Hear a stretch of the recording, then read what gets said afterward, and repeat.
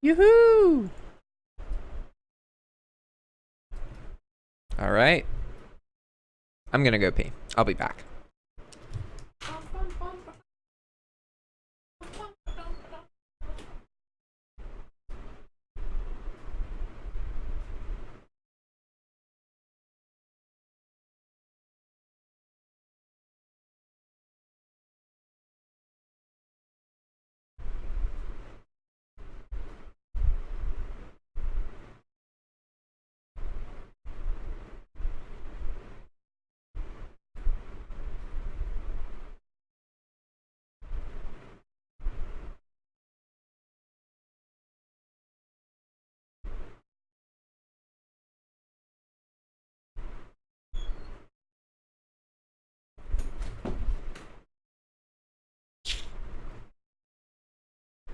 What's up, everybody? Oh, I just realized I need to get my phone. I left my phone in the other house, and without my phone, I can't see any of the comments. I apologize.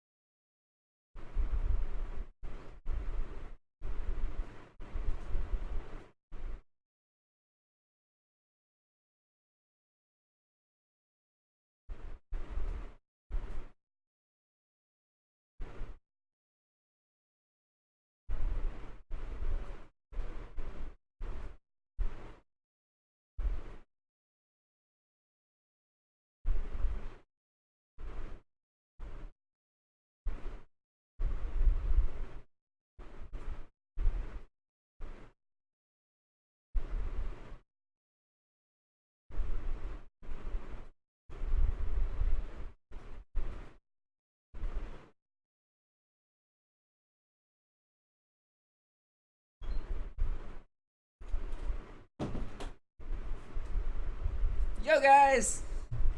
Sorry about that. I had to grab my phone so that I could actually see what comments you guys are saying. So now I'm here, and I have some updates about Skillshare. I got in a bit of trouble, sort of. And I want to explain why, because it's basically I earned some really good money from something I did, and Skillshare didn't like the thing I did, and I had to take a video down. So I'm going to explain exactly what happened and talk about some of the emotional stuff that I'm going to be going through. Let me look at the comments real quick. What is up, Eli, Swift Seller, and Emprendedor Extremo? That's a cool name. Good to see you guys. Eli says, how can I find good selling Amazon products for dropshipping onto Amazon? I'm sorry, man. I have very little experience with Amazon dropshipping. So I'm just going to keep, I'll address that in a little bit. Let me explain this Skillshare thing first. Okay, so if I go to Skillshare, I'm going to go to YouTube first, actually. I'm going to go to YouTube and go to Skillshare and show you guys the income. But first, I need to pull up the video that got me in trouble. And I'm in an incognito tab. That's not what I want. I want to be in a regular Chrome tab. Chrome. Okay. So, on Skillshare, if I go to my earnings, I've been referring a bunch of people to Skillshare, right? I got to sign in real quick. Sign in with Google. Good.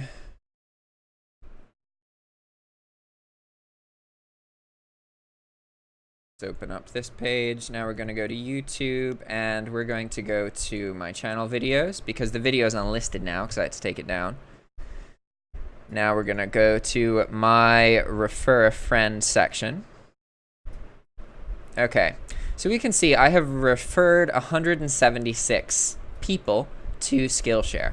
Skillshare pays $10 per referral, right? So that means $1,760. You can see here that if we zoom in a little bit, we have 5, 8, Oh, I can't show people's names, man. I gotta blur that out later. Basically, I was getting 4 to 5 Skillshare signups per day. Okay, that's 40 to 50 bucks per day. And I got an email from Skillshare saying that one of my videos was good but possibly misleading people. And so I had to take that video down, and immediately my Skillshare referrals stopped coming in. Like, I have one today, but I had none yesterday. And that literally, I haven't had 0 referrals on Skillshare in a day, basically for like 2 months. So I know that it's because I had to remove this one video. And I apologize, I know I'm a little bit scattered because I'm still kind of emotional about this subject. But I think that this is a really good opportunity for me to show you guys how you need to handle the emotions when your main stream of income is threatened, because that is part of what makes an online entrepreneur is their ability to deal with these situations and continue to move forward even when something happens, right? This is kind of what makes being your own boss tricky, is because you don't have that guarantee of stability. You can find stability and you can create it, but it can be quite tricky to get to that point. So let's find the YouTube video where I got in trouble. The title was Free Skillshare. Okay. So in this video, I talk about how to get Skillshare for free for a year.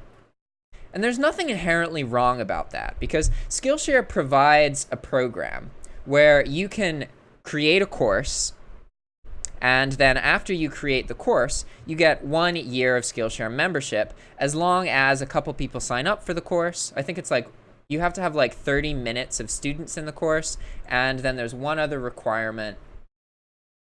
I don't remember what it is exactly at the moment. But essentially, in this video, I talk about how you can get Skillshare for free using Skillshare's system in order to get this free year of Skillshare. All you have to do is create one course. And so I wasn't trying to like get people to game Skillshare. I was just trying to explain that Skillshare has a program that allows you to have a year of their service for free. All you have to do is make a course. And so this video is all about that, right? And again, I'd been receiving a lot of these referrals. So 176 referrals is in 60 or 70 days. So this income was looking to be between $1,000 and $2,000 every single month from just a couple YouTube videos, right? So I feel quite nervous at the moment because I had to take this video down, and it's possible that Skillshare would view this as me working against Skillshare. So I don't think that I got in trouble. Like, basically, Skillshare emailed me, and I took the video down. They didn't ask me to take the video down. They emailed me and were like, hey, just so you know, it is possible that we would view this badly. And they didn't really say anything else. They didn't say I actually got in trouble or anything like that. One second. Someone says the sound isn't working. It looks like it should be. Can I hear my sound? Okay. I can hear my sound. It looks like things are working from my end. But yeah, so I'm going through a lot of emotions right now because I had done work, I was really satisfied with it, and I was earning between $1,000 and $2,000 a month, and it was growing. Like, if I go to my teacher stats on Skillshare, we can see that, okay, the first month I earned like 115 bucks, and then $322, and then my next paycheck is 93 premium referrals, so that's 930 bucks plus 866 premium minutes watched, right?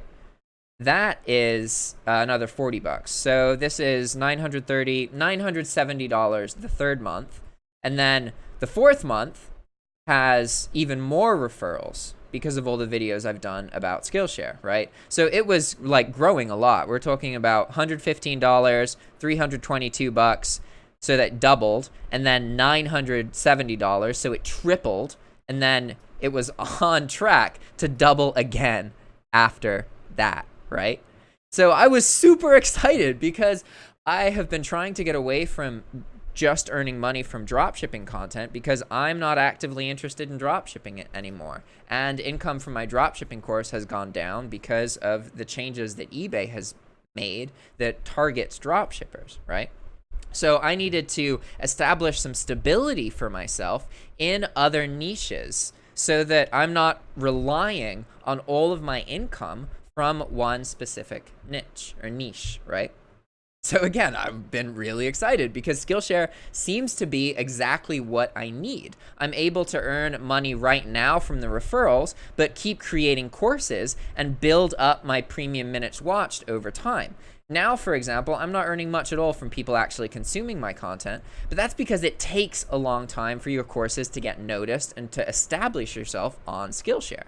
So it works really well that I've made these courses and I'm establishing myself because then in the future I earn more money from these kind of things.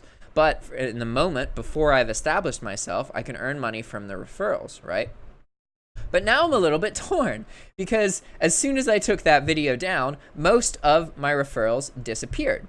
So if we go to my channel videos and we search for Skillshare, you're going to see that I have about like 10 different videos about Skillshare. And so unfortunately, I can't know exactly what video brings my referrals in. So I just kind of know that, oh, hey, man. How's it going, Jeff? Hey, how's it going? Oh, it's awesome. I wasn't expecting someone to join so fast. That's awesome. Oh, well, let me. I'm hearing you. Maybe I'm playing your video at the same time. There we go. That's weird.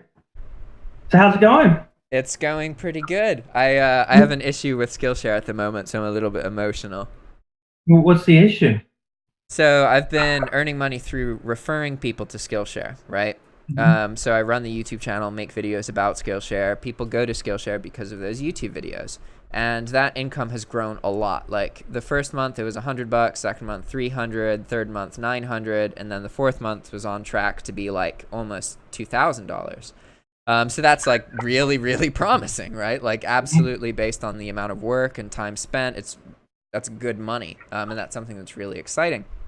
However, I just got an email from Skillshare yesterday about one of my YouTube videos that they feel could possibly be misleading people into abusing Skillshare's system, right? So watching videos, that's cool. So. Yeah, I know, right? And that's why like I'm emotional, but at the same time I'm like, whoa, they pay attention to this? That's like, that is really cool.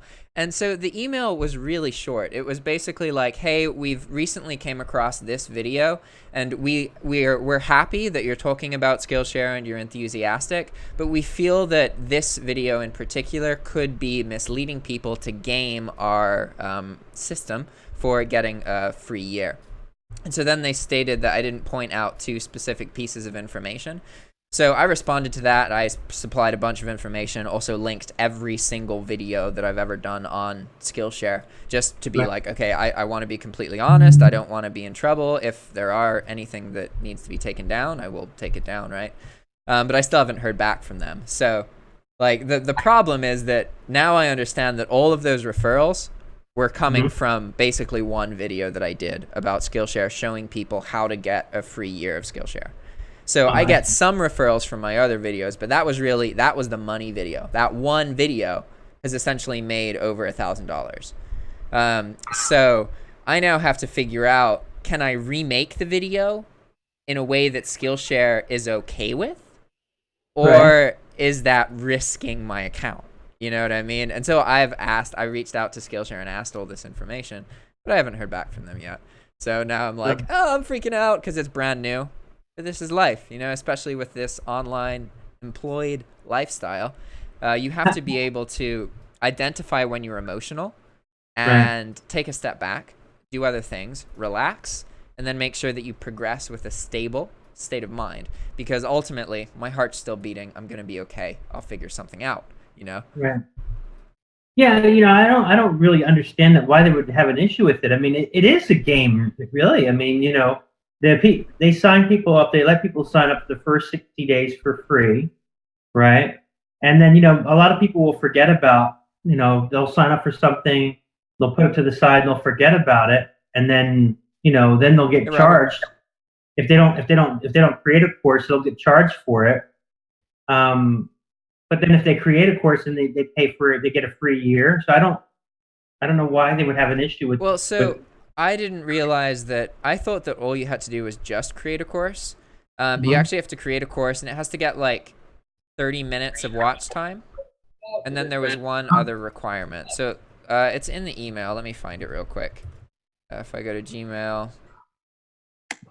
Especially with this online lifestyle, you have to be able to identify. So that's different. I mean, so you actually do have to get somebody to watch your course or get a combination of people to be eligible for that year. And so I think that may be, for some reason my email is not loading right now, but I think that may be the specific point that they didn't like, because I said that you just had to create a course, but there is a little bit more to it than that. So hopefully I can just recreate the video with that specific information. But next to it at the bottom of it or something. Yeah. But basically what I'm going to do now is I'm just going to make the Skillshare videos, upload them to YouTube as unlisted, and then send them to Skillshare's review team, and then ask them, is this okay? Can I have this video up? And then if they give me the go-ahead, then I publicize it. Right. So I'm almost done with my course, my first course that I made. It's on mystery shopping. So I have like 2 final lectures left to make on this course. Nice. But mostly it's just me talking. There's a few places where I show them online but mostly it's just me talking. I hadn't planned on adding any real spit and polish to this. But it should. I don't know how easy is it to get 30 minutes of watch time? Is it pretty easy or? It depends. So if you are being active in the Skillshare community and you are providing useful information to other instructors, then it is really easy to get 30 minutes of watch time. Definitely. I mean, if you have a 15-minute course, that means 2 people have to finish your course. That's not that complicated, right? However, say that you just create a course and you don't do anything else, you're not being active, you don't have anybody going into your course, then you would need to have a course in a subject that's in really high demand in order to get that 30 minutes. But it's really not okay, if I go into my account and I go to my teacher stats, in my first month, I had $5.43 in royalties, which means 5.43 divided by 0.05. That means that I had 108 minutes watched in my first month. And that was with, I think, 3 courses. So each of those courses had the minimum average necessary. But you have a lot of name recognition also too. Yeah, that's true. But a lot of that didn't really start until the second month of me creating Skillshare content. When I first started making the content, it was still like I only had 1 or 2 videos on Skillshare, and it wasn't until I made that one video about getting a free year of Skillshare that's when I really started to drive in a lot of traffic. And it's also important to understand that while I do refer a lot of people to Skillshare, the vast majority of people that I refer don't take my courses. So like a lot of the signups that I had in the beginning, they were specifically other Skillshare teachers. It wasn't from my YouTube channel. And it's because I made a course about how to record screencasted content, which is exactly what you need to do in order to create courses. So I made a course that was taught something very relevant to other Skillshare instructors, and I was asking questions and that kind of thing. And I know that it's those instructors taking the courses because I can see who does the projects, and I recognize their names from the comments that I made in the discussion forums. So I know that if you are active in the environment, then you will obtain that. And I do not believe that it has to be 30 minutes in the first month to be eligible. You just become eligible once you've created the course, you've shared it, and it hits 30 minutes. But I'll double check on that. Anyway, Hey, Jack, how you doing, Robert? I'm good. How's your Skillshare courses doing? Is it doing well? Like, I know you're getting a lot of referrals. That's good. But how's your Skillshare courses? The courses, so I can go over that real quick. So if you don't include referrals at all, then the first month on Skillshare, I published 3 courses, and one of them got attention. The others barely have any attention, right? First month, I got $5.43 from royalties. Second month, $42.90, and the third month is about like $45. And so when I started on Skillshare, I was expecting that I wouldn't earn decent money from it until like 6 to 10 months later. Because it takes time to build and establish yourself as an instructor on Skillshare and to build an audience. And for example, now I have 5 courses. There is running a YouTube channel without editing. There's video editing with Wondershare Filmora. There's screencast recording and live streaming, YouTube keyword research, and making Skillshare courses. And one of these courses has 2 students. One has 4, one has 9, one has 10, and one has 48. So one course in particular is doing much better, but it still only has 50 students, right? So like content consumption wise, I'm only earning a little bit of money at the moment. Like I'm paying my phone bill basically. But it's passive income, so it's all good. It's passive income. It's like YouTube, so it's really good. Yeah, exactly. How do you come up with ideas to make courses? Because I want to make courses, but I don't have any ideas to make courses like you. How do you come up with these ideas? So the first thing is that I always feel like the idea that I think of is bad. Always. Like, for example, the screencast recording, the OBS course. When I first started, I was making 1 course per week for a month, right? And I was on day 3, and I couldn't figure out, day 3 of 7 to make a course, right? And I kept changing my mind about the subject of the course. And then really last moment, I was like, oh, I'm using OBS to make these courses. Why don't I just teach people how to use the software that I'm using to make these courses, right? And then in my head, I was like, that's so last minute, really half-assed. I don't feel like this is good. But I was like, whatever, just going to make it anyway. And that course that I thought would not be interesting, that people wouldn't care about, is my most popular course by 5-fold. So you know what you can make courses about. You have tons of information. You're a human who's been alive for a while. You have skills and talents that you can teach other people. It's not that you don't know. It's that for whatever reason, you don't think that you can make a course about something, or you don't think that people would be interested in it. So you essentially just have to look at yourself, be like, okay, what things do I do? What do you do on a regular basis? What services do you use? And then make courses about those things. Just figure out what you enjoy, what you feel a little bit knowledgeable about, and make courses about that. And it doesn't matter if in the beginning you feel like it's not a good idea, whatever, completely irrelevant. You just got to make something.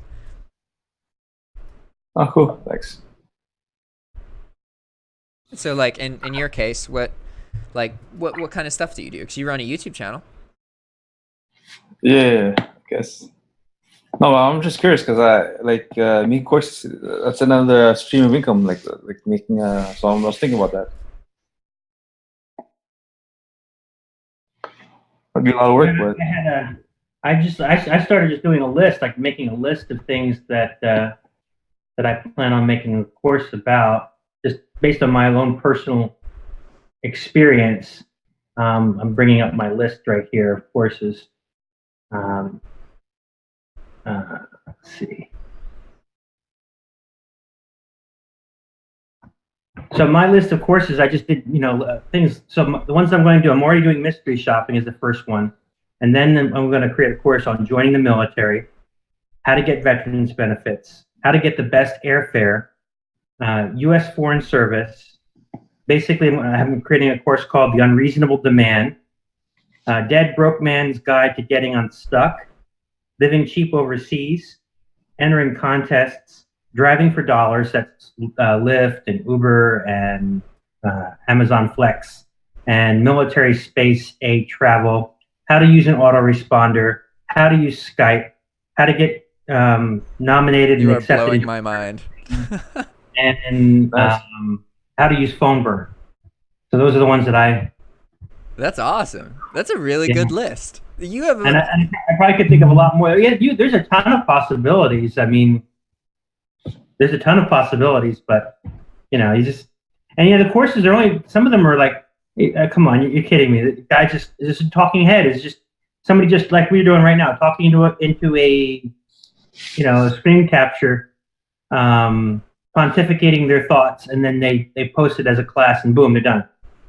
And essentially that's what I've been doing for the mystery shopping. Although I have taken them through like a tour of like how to get signed up and all that, but I can't do too much because I can't actually go to the commercial sites to do that, and because that would be violating the terms of service. But yeah. Yeah, I mean, I think I can belt out these courses really quick and then just improve upon them as time goes on. But I don't know if it's a strategy of yours, Jack, but maybe like, I have, in addition to making the courses, when I'm at the gym, I'm on a treadmill and I'm doing my walking, and for like 30 minutes, I have my iPad there. I'm watching other people's courses for 30 minutes every single day. And I'm hoping that some of those instructors will reciprocate and watch my course, and give me, some stats. Is that realistic, or, does that happen? It depends. Like, if you are commenting on these courses and you are providing useful insight without telling them to check out your course, then yeah, it is completely possible that somebody will check your course out. However, there are a lot of instructors on Skillshare who will kind of abuse that. And it's really obvious. Like, you'll get comments from people who are like, oh, hey, I think your course is amazing. Come look at my course about this. You don't want to leave comments like that because it's just too, it doesn't really convert well, if that makes sense. Yeah, exactly. It's too obvious. You want to make sure that you are providing something useful.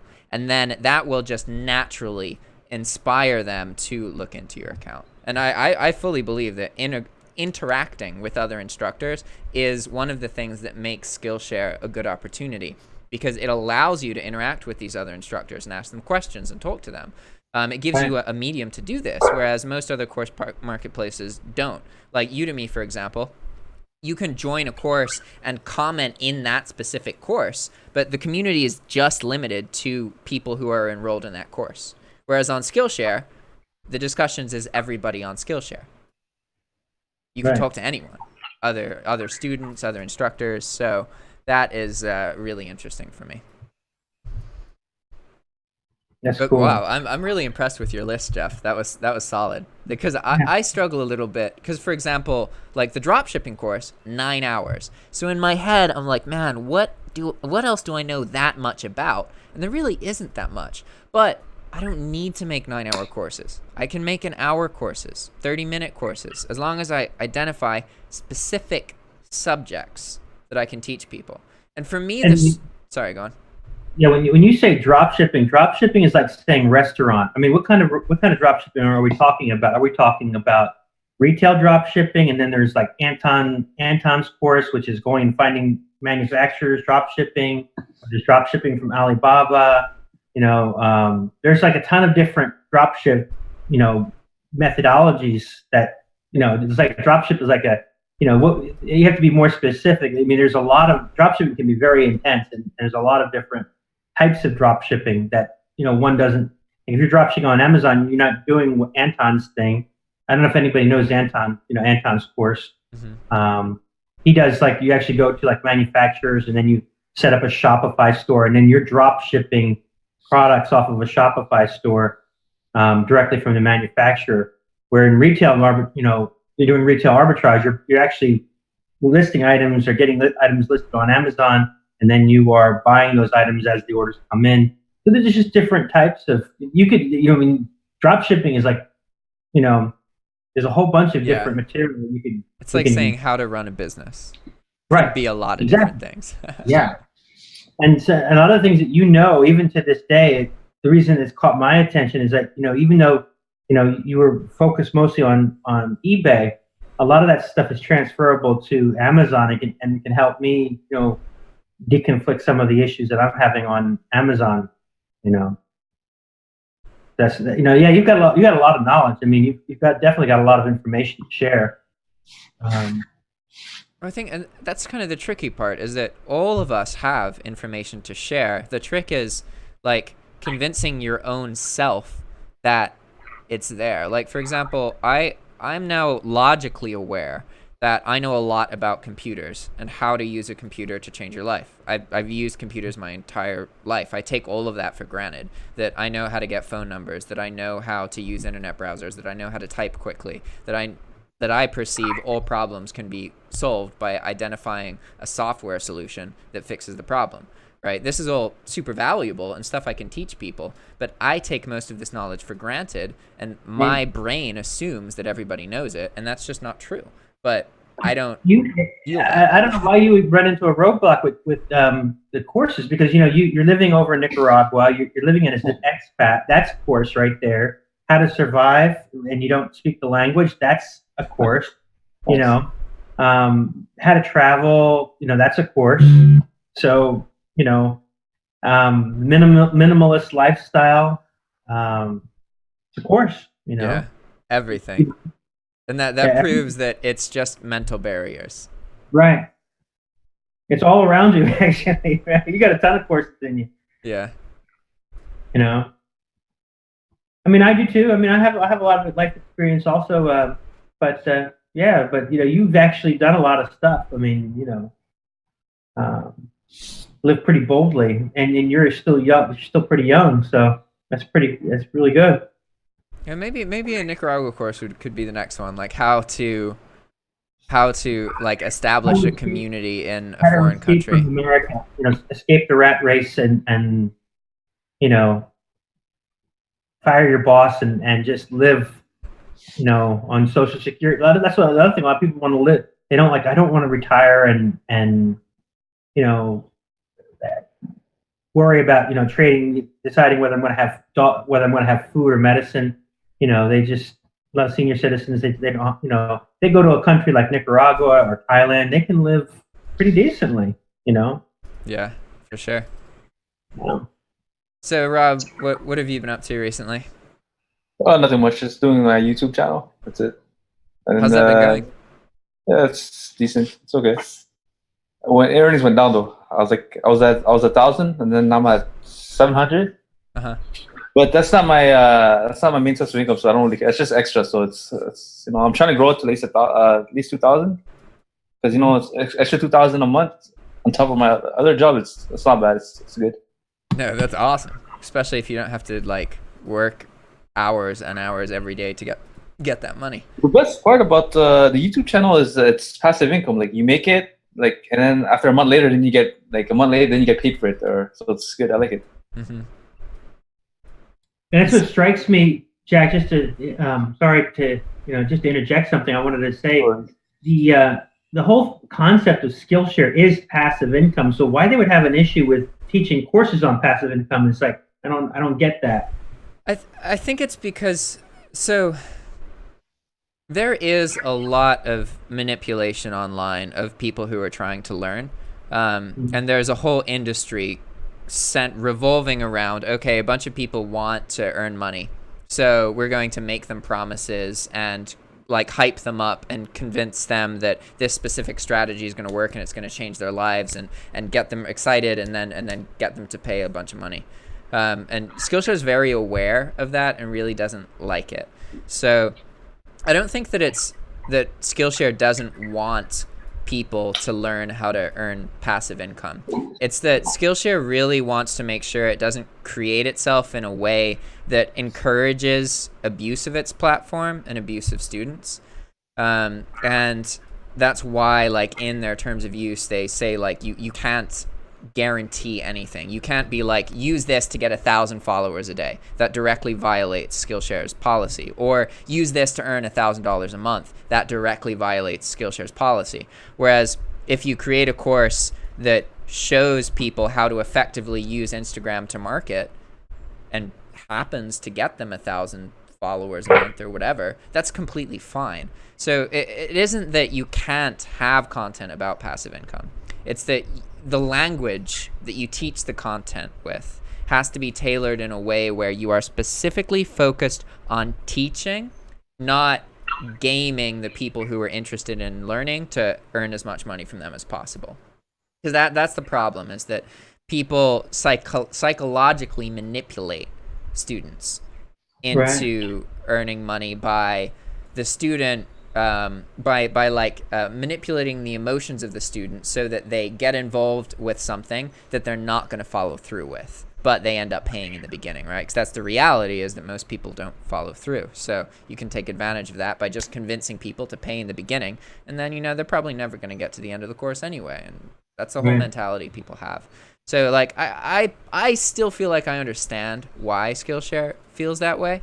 And like, I'm not mad at Skillshare or anything or resentful. Like, I'm honestly quite happy that they actually, like, as far as I can tell, they could have just dinged me for this. They could have just gotten me and said that I'm in trouble and added a tick to my account for me having a YouTube video about this. But they reached out to me and told me. They informed me that it could be a potential problem. They gave me an opportunity to fix it. And honestly, that is not something that most platforms or companies will do. Most of the time, if you do something, they're just like, okay, you're in trouble. It's done. Can't be in trouble again. Like, and that's how you have to learn. You have to just do things and then accept that you're not necessarily going to know that you weren't supposed to do something, and you're going to get in trouble for that sometimes. So I'm really glad that they communicated. Yeah, that's so true, because like it was not last year, it was the year before last now. Time's flying so fast. But I was suspended for 5 weeks on Amazon for nothing, for a complete misunderstanding, and it was I didn't think I was going to get my account back. I mean, they just decided one day that we have reason to believe that some of the items that you are offering may be inauthentic, and then you say, okay, well, here's the emails, the purchases where I purchased them from. And then they came back and then they said, well, we have reason to believe that emails that you provided may be forged or manipulated. We've decided that you may not sell on Amazon. And then I said, oh shit, what am I going to do? And then, I hired a reinstatement service, and that cost me $500. And, they had me like writing to Jeff Bezos, and I sent like Jeff Bezos my plan of action and everything. And I got a response from Jeff Bezos. He said, I work with Jeff Bezos. I'm a part of the executive response team. We've evaluated the situation, and we've decided that you may not sell on Amazon, and we may not respond to further emails regarding this matter. And they call this on the internet. They say this is like case closed. Yeah. Basically, you are effed and you are done. But the reinstatement service did say, okay, we'll just keep emailing these different people, different executives that they knew of. And then like 5 weeks later, my account was mysteriously turned back on. And they just, one sentence that we've decided that you may sell on Amazon again. For further information, consult our terms of service. No apology or anything. It was just, okay. And I haven't had a problem since, although recently I look in my office and my account health, and it said that there's 3, like a little flag, and it says 3 suspected authenticity issues. And it's like, it's scary. I mean, Amazon is no joke. You can make a lot of money on Amazon, but they can turn you off in a second. And so I don't want to be. That's why I'm always looking for ways of like the Skillshare. I'm doing Skillshare, Amazon, eBay. I don't ever want to be in a position where my whole future is depending on one thing, because they could just, that company could just turn you off. They could just say, you know what, we don't want to do business with you anymore, and we don't want your business. And then what are you going to do? Yeah. And it's scary. scary. Now I'm going to pose that to you, Jack. So if Skillshare just said, you know what, Jack, thanks, but you're not really the type of person that we're looking for. We don't we don't really want your kind of business here on our platform. But then what would you do? I would be in trouble. That would definitely like, oh man. You know, it's funny because I know logically that I will be okay. My cost of living is super cheap. That like I can live here off of about $400 in income per month, and I can be okay. So in a pinch, that's all I technically need, which is a good fallback because like if I don't get banned on Skillshare in the next 6 days, then I get $1,000 paycheck. That's 60 more days to figure something out, you know, and not including other income streams. But if I were to get in trouble on Skillshare, the problem is that would affect my emotional state, and that would make it harder for me to see what the next step is. Right.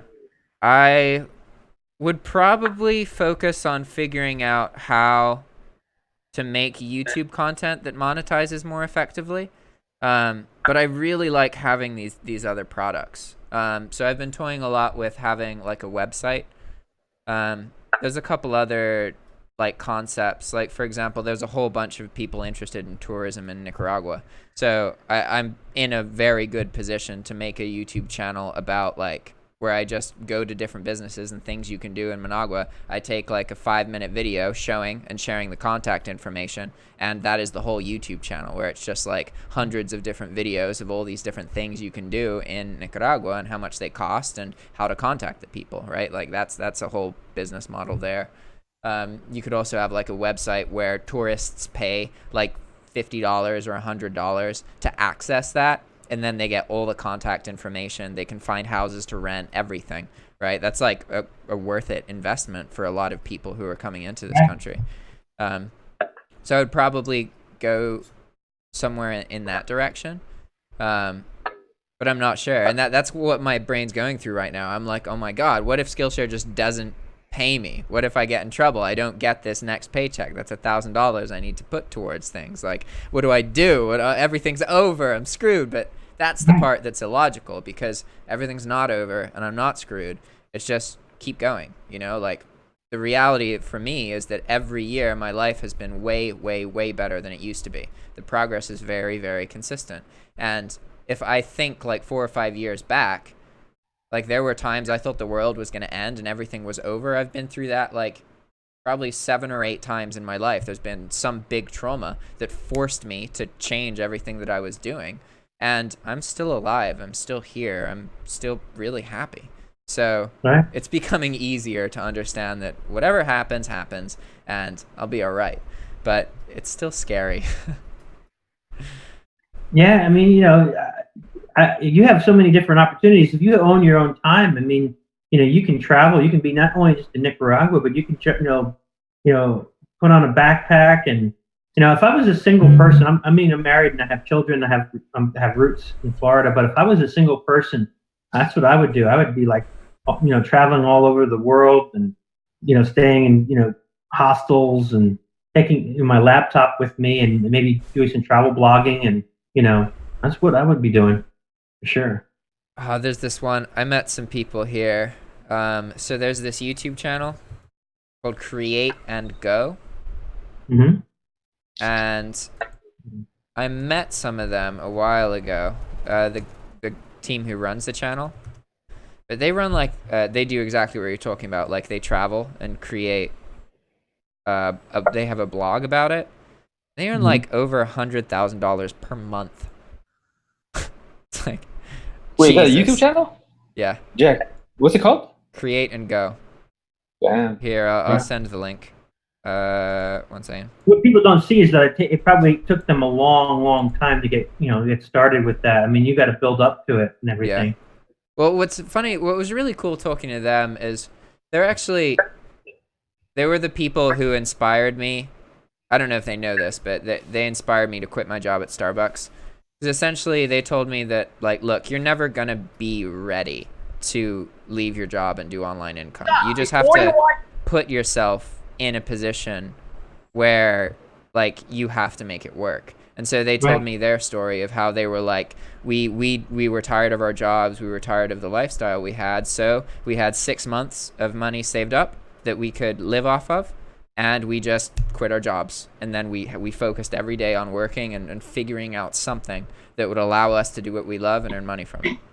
So if you would allow me like a suggestion, Jack, you are like an expert on drop shipping. Maybe you could restart your drop shipping from day zero, like try Amazon or eBay. And then, because your insight, you have a lot of experience and you have a built-in following already. And people, are like, if you said, I want to just go back to drop shipping, people would like pay attention. People would pay really strict attention to that. You do have a perishable skill. I mean, you have a lot of knowledge and everything. But that would be something, that I would recommend is like. Yeah, I'm starting to warm up to that. Like, for example, right now, okay, like all the comments in the chat are about dropshipping. And like people, I do consulting, and most of the consulting calls I do are dropshipping stuff. I mean, if you didn't want to do it yourself, you can help me, Yeah. You can just live vicariously through me. It's like, do this, do that. Because I mean, I could take up your Friday call with just issues that I have that you probably know that they seem like they're major issues, but already know how to deal with it. I mean, and that's what is tricky for me, because like I make decisions based on my emotions. And I got really burned out from dropshipping and kind of frustrated. And I'm not completely against being back in dropshipping, and I am involved in dropshipping. So right now there's a lot that's going on that I don't have content about because of the consulting stuff.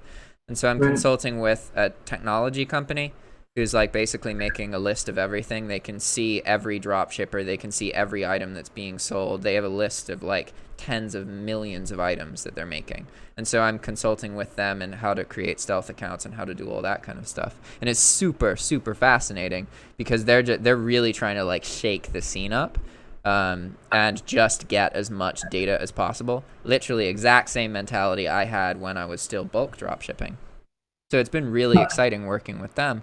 But the hesitation I have with drop shipping is that I need to establish income from non-drop shipping related things so that I have some stability, because drop shipping is so dependent on what is currently happening in the marketplaces. For example, the day eBay made that change, my drop shipping course went from earning like $1,500 a month to $300 or $400 just overnight.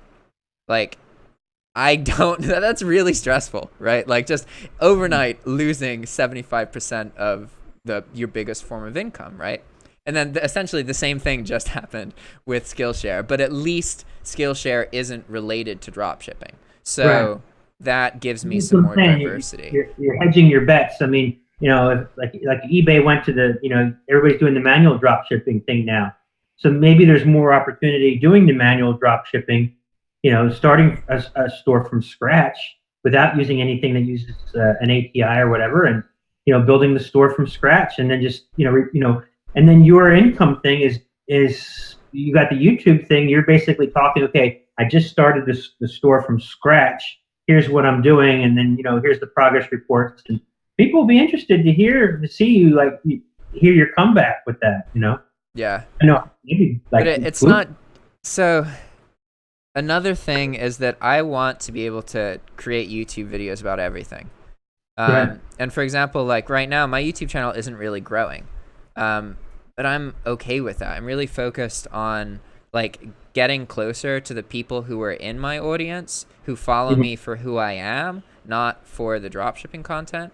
And so by making more dropshipping content, I get bigger on YouTube and I do establish myself and I can earn more money, but I'm also bringing a lot of people to my channel who don't give a fuck about me and don't care at all about anything else that I do aside from dropshipping. And right now that's not something I really want at the moment, but say that I were to get banned on Skillshare, I'm in a position where it's like, okay, maybe I can't not do dropshipping stuff, No, I got you. I think that you had a really bad experience. I mean, that really sucks when, it's a punch in the gut when you had all these different things going. I mean, you were a bulk drop shipper. You had, the Hydra lister, kind of screwed you. Well, they did screw you over, right? No, I mean, no, I can't say anything bad about Hydrolister because I was losing them money.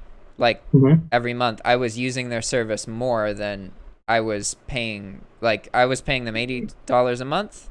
I was losing them like a couple $100 in server But costs. it's just that when they changed the game and right in the middle without any warning or anything, they just changed the. It's the same thing as what's that Keepa. Keepa used to be totally for free, and it was free forever. And now they just one day you wake up and it's like you have to pay for this thing that you've had for free all these years. It sucks, But yeah, I'm saying they're a business; they got to make money and everything. But it's just like how they did it. It's just that okay, we're going to flip a switch and Yeah. you're out of business. And Yeah, I mean, I honestly, I don't feel any resentment to them because the guy behind Hydra was always really, really good to me. He worked, like, he helped me when he didn't need to, and I understand I was marketing his product and that kind of thing, but I'm not, like, a super effective marketer. Like, I don't have the diligence necessary to really become very lucrative in a lot of the things that I do because I don't want that. Like, I hate the idea of working on something for more than an hour or two. I get bored and I do something else and I want to relax and spend time with my friends. And, like, honestly, I'm still quite young in that sense. And I didn't get a chance to live my childhood properly because my father died when I was 12 and that screwed everything up, right? So a lot of my life is about having the information and knowing how to do something, but kind of accepting that at the moment I don't want that. I want to just have like a life where I can hang out with my friends and play games and eat food and cook stuff and not have to worry about death or disease or some big trauma. And I know that like I will get to a point where I grow up more and I'm more diligent and then I can really start applying the things and maybe I do more drop shipping stuff. But for right now, like I think about root cause a lot. And I believe that you have to look into yourself and find the thing that causes problems in your life, the root cause of it, not like the symptom, right? Like I could work more diligently right now. But if I solve the thing inside of me that causes me to not want to work more diligently, then I put myself in a position where I want to work more diligently, and then I know that I will do it. So like right now I'm in a phase of my life where I have a chance to have a childhood again. And that is really, really valuable for me because life was really, really, really crazy for a long time. And it's only within the past like year that it's calmed down a lot. It's like substantially. So, it's an odd position to be in because I have a lot of information, but I don't necessarily apply all of it.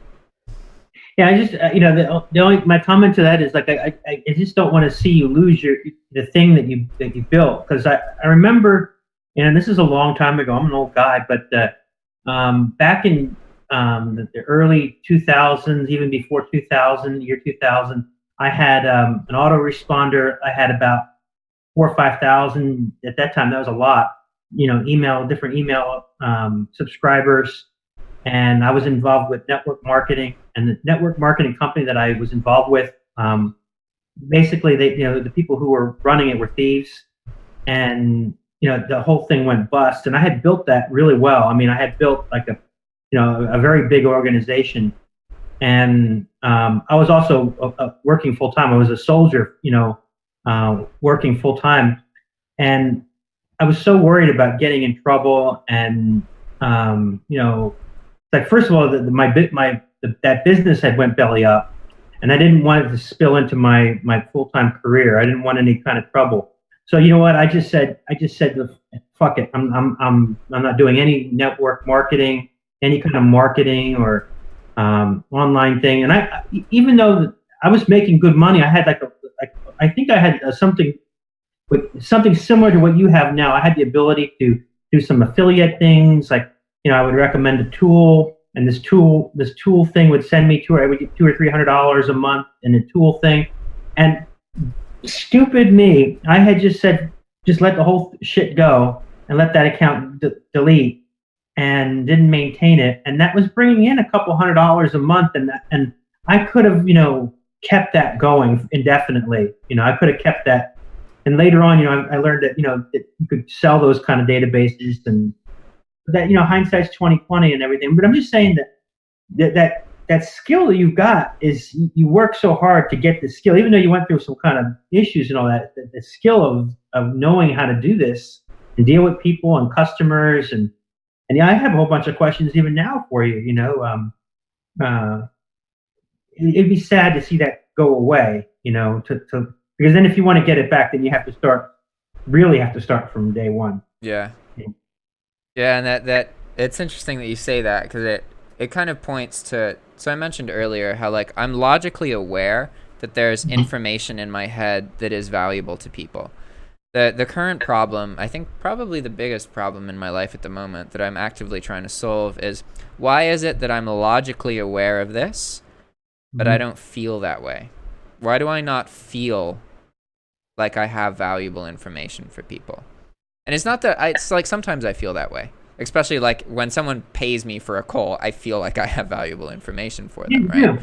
But a lot of the time I feel quite insecure. I feel like I don't have that information, and I can sit there and be like, logically I know that I do, and I'll go through this in my head. I'll be like, you did this, you've done these things. A lot of people never even try.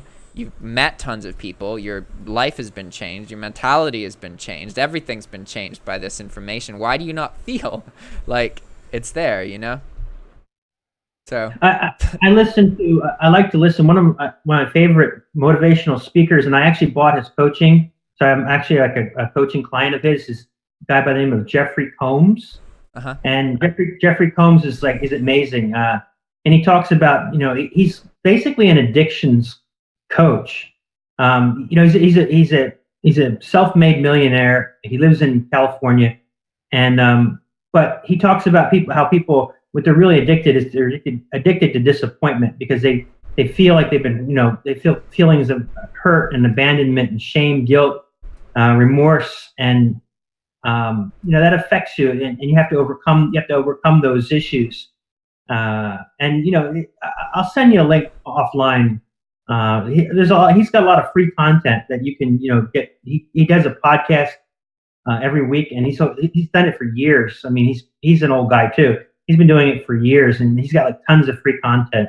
But I'm a big fan of him. He gets right to the heart of the issue. I mean, that sounds more awesome. so than anybody that I know. What's up, B?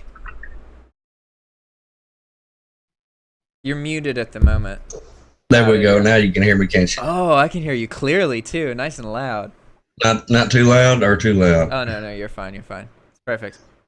But yeah, well, I got up kind of late this morning. I've been watching y'all for about 30 minutes or so, and I had to pack up a couple things before I got on here, and hopefully nobody comes in. I got about an hour. I don't know how long y'all going to end up going, but you was hitting on all the things that I deal with in my head about reselling, because the stability is the thing that worries you the most. I mean, you got to be able to handle a lot.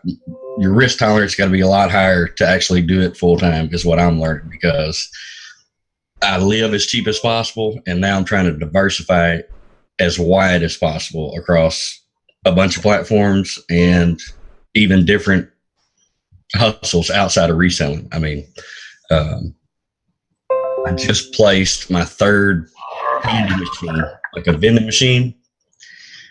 So I'm pretty stoked about that. And two of them have been making about $50 a month. Go check them every month and a half. And it's like having a little piggy bank out there. But between that, eBay, Amazon, Mercari, and selling stuff on Facebook Marketplace, I mean, we've been paying the bill so far. So just got to keep going. But anyhow. And that's so tricky, because the stability does come from having multiple income streams, but at the same time, you have to focus on individual things in order to grow them to the point where they're earning.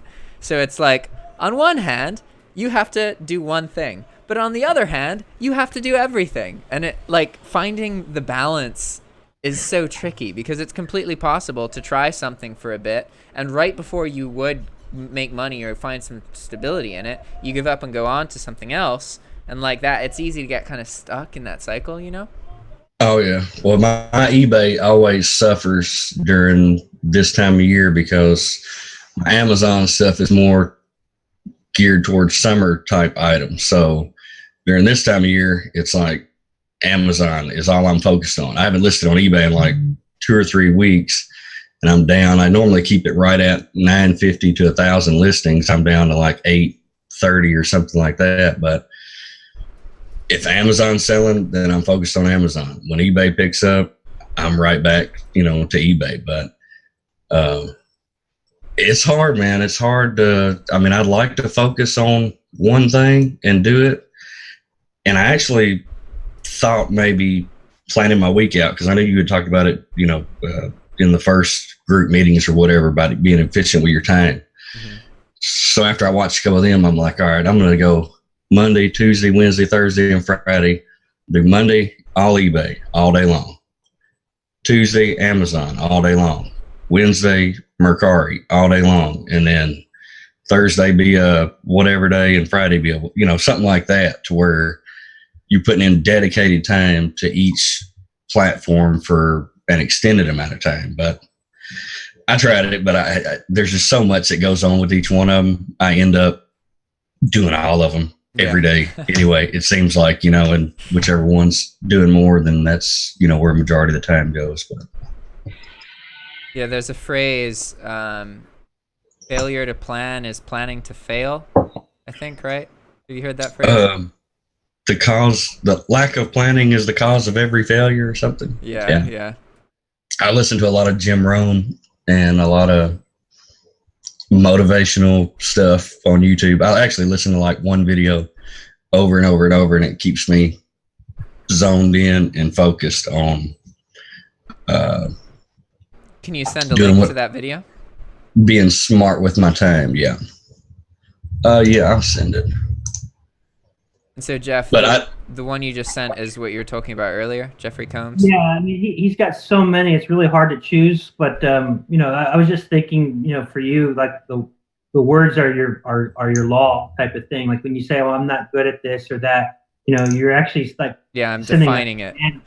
You're sending a command to your subconscious, saying, that becomes your reality. It becomes true because you've set it into existence. Mm-hmm. Actually, I think that you have a lot of value, Jack, and you've got a lot of gifts that you can definitely make a lot of money. These other guys who are making a lot of money, they're not half as smart as you are. So, it's like, I think at some point you're going to have a breakout moment, and a breakthrough. Yeah, that's what I was referencing earlier when I talk about diligence. So right. Now it's been like the problem in my life used to be not having information.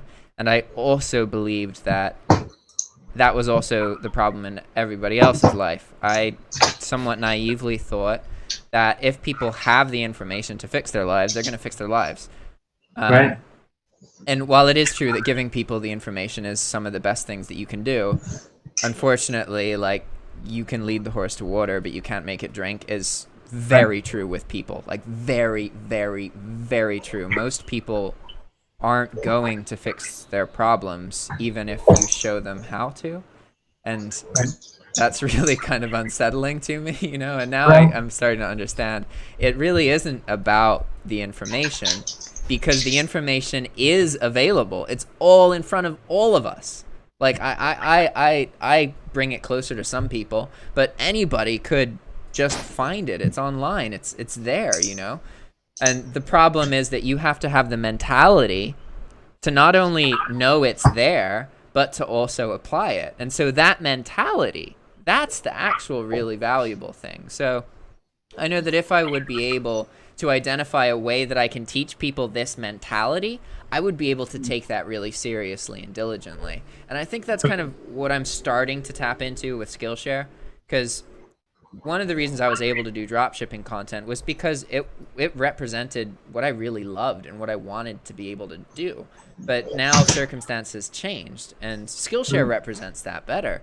But if I could find a way to teach people the mentality, that would really represent it well. But the problem is that people don't want to learn the mentality. So you have to teach people something else that they want to learn while secretly teaching them the mentality. And it's so tricky. That's true. But, that people want to know the nuts and bolts. I mean, they want to know, if I'm getting involved like with drop shipping, the appeal to drop shipping is that really, literally, you can do drop shipping anywhere. If you have a laptop, you can do this in Starbucks. You can do this in Nicaragua. You can do this in Chiang Mai, Thailand. You can do this anywhere on the beach, as long as you have an internet connection. I mean, that's what we all are kind of doing. So you're there. You're in the circumstance where you're living as an expat in a foreign country, and you've done this before, where you've made a living, with drop shipping, and that's just like the perfect combination, because people are like really in tune to that. It's like, you know what? I really want to escape the rat race. I don't want to like be tethered to a job or a situation. I want to be free. You right now can just say, you know what? Okay, I'm tired of Nicaragua. I'm going to go to Mexico. I'm going to go to Thailand. I'm going to go to Europe, maybe Eastern Europe. But you have all that freedom that you can just say, okay, you know what? I'm going to do something else. And I think there's a large following of people that are in tune to that. That's where I started becoming a subscriber, listening to you, is that, wow, this guy really gets it. I mean, he's earning a living overseas, and he can do whatever he wants, whenever he wants. And that's something that appeals to most people. And I mean, and it's that whole package that, we're looking at. It's,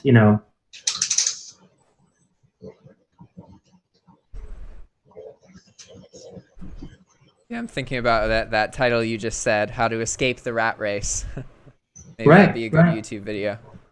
That's that really comes from Robert Kiyosaki, but yes, just escape, and that's what people want. People, I think if your YouTube videos, when they're more controversial, they get more views.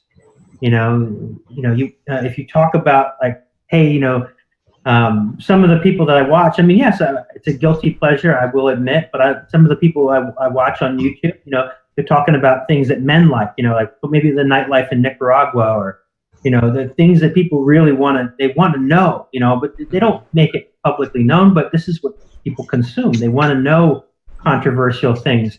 They want to know, I know you're a very positive person, but there's a lot of scams out there. There's a lot of people who are doing these, drop shipping courses that are absolute garbage. Yeah, and they just use numbers to convince people. Yeah. I paid $750. It was supposed to be a special.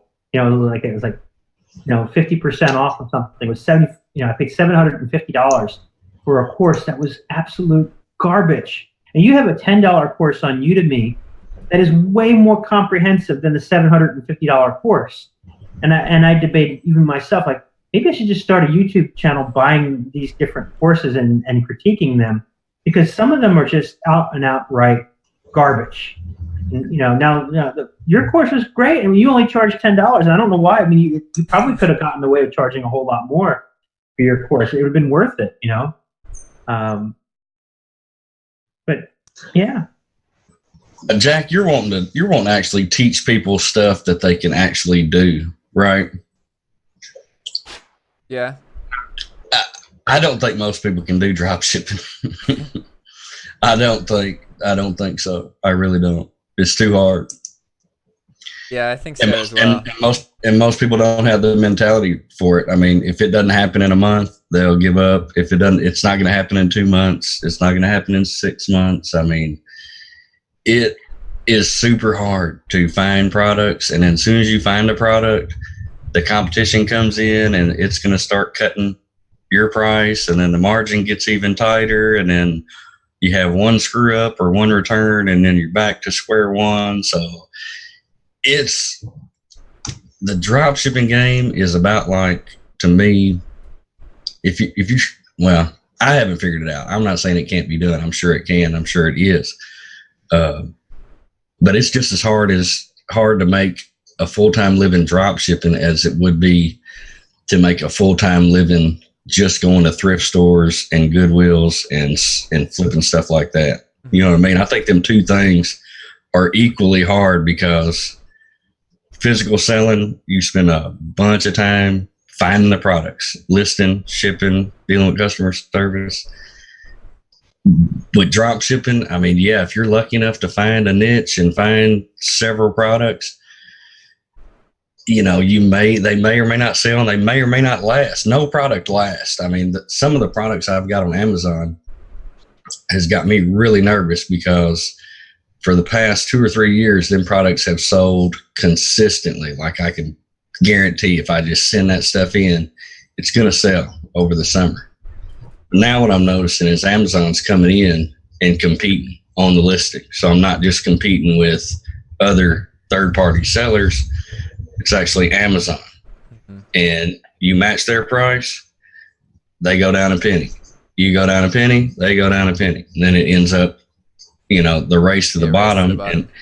And you check the quantities that they've got, and Amazon's maxed out 999 quantity. And I'm just trying to dump what I've got, you know, unload what I got at the warehouse to try to break even. Yeah. But even scarier is that I lose that product pretty much. That product is pretty much dead. Once Amazon comes on the listing and starts selling, I mean, Jeff, I don't know if you ever dealt with anything like that selling on Amazon or not, but yeah, I have a pretty, I won't say on publicly how much it is, but it's a little misleading because it's not, my numbers are not profit. I mean, they're gross, and then, you know, your profit is really about 5% of that number. So the numbers for me are getting kind of staggering. I don't want to say, you know, on camera publicly because I know Jack's going to publish this, but they're getting pretty high. Now I have like some virtual assistants that are helping me out and everything, but you know, yeah, I mean, I think a lot of people are like in a dream state. You know, they're like, oh wow, you know, it'd be so awesome if I could just, you know, just take my laptop and go and make money. But you know, they look at their lifestyles like even like Jack and you know, like living overseas and all that. So I was living in Thailand. I had a government job. I was living in Thailand, and I met a gentleman from Europe, and he was he had like a little he had an apartment in a town called Hua Hin, which is about 3 hours south of Bangkok. He was about 3 blocks from the beach, so he wasn't on the ocean, but he was about 3 blocks away from the ocean. And he had an apartment, everything included, all furniture, everything included, and he was paying $375 a month.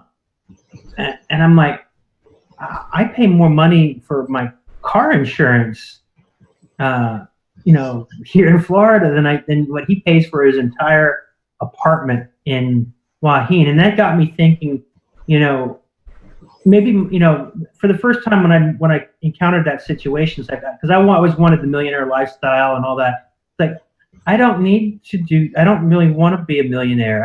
I do want to be a millionaire, but I don't want to be a minimalist either, but I just want to live comfortably without worry or fear or, you know, I just want to have the lifestyle where I'm the shot caller, you know. That man, he walks on the beach every morning. He looks at he watches the sunrise come up. He does his work. You know, he lives a good living. He eats well. You know, that's living the dream. Well, I mean, that's what I'm looking for. Is I'm trying to be time rich. I want my time. I want to be able to do what I want, when I want, with the people I want, and that's it. You know, I don't mind working. I'm a pretty hard worker. I'm the laziest hard worker you've ever met because I want money without doing anything. But I'm willing to put in as much work as it takes, as much time as possible to get to a point where the income becomes as passive as possible. That's what I love about these gumball machines. Yeah.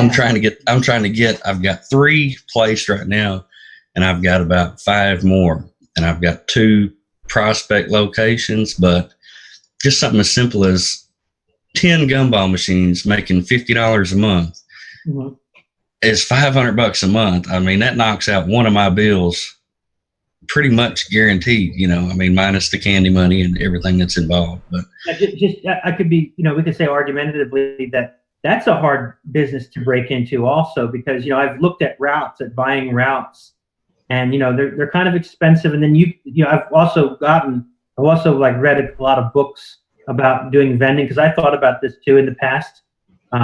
You can getting the actual locations, finding a person willing to let you put their machine in, that's a lot of work. It's a lot of phone calls, and you could spend a day or 2 days, or calling nonstop just to try to persuade somebody to take your machine. Right? I guess is that. Oh, it's finding the location. It's just like everything else. I mean, you can drop ship. You can try 10 different products, and probably 9 of them or 100 products, and 90 of them ain't going to work. Right. It's just like with the candy business. I mean, you ask 10 people, would you like, or would it be okay if I put my machine in your place?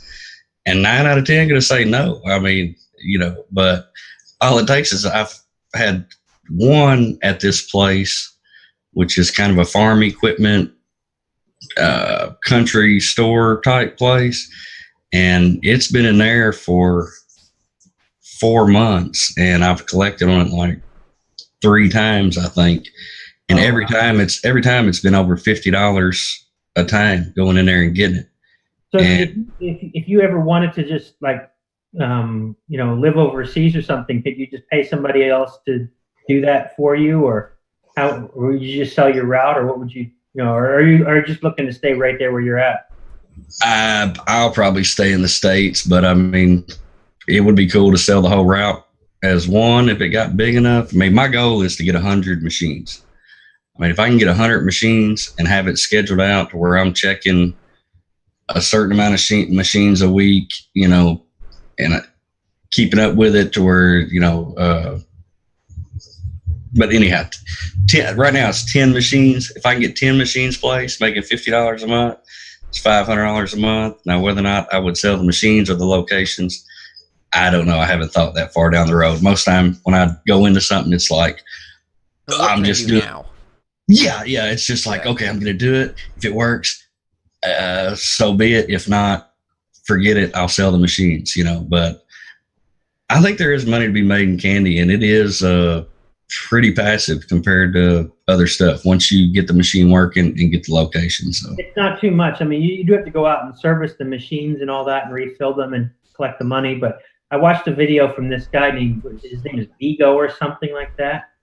And he said that, as soon as he started that, he always had money. He was never broke at all, ever.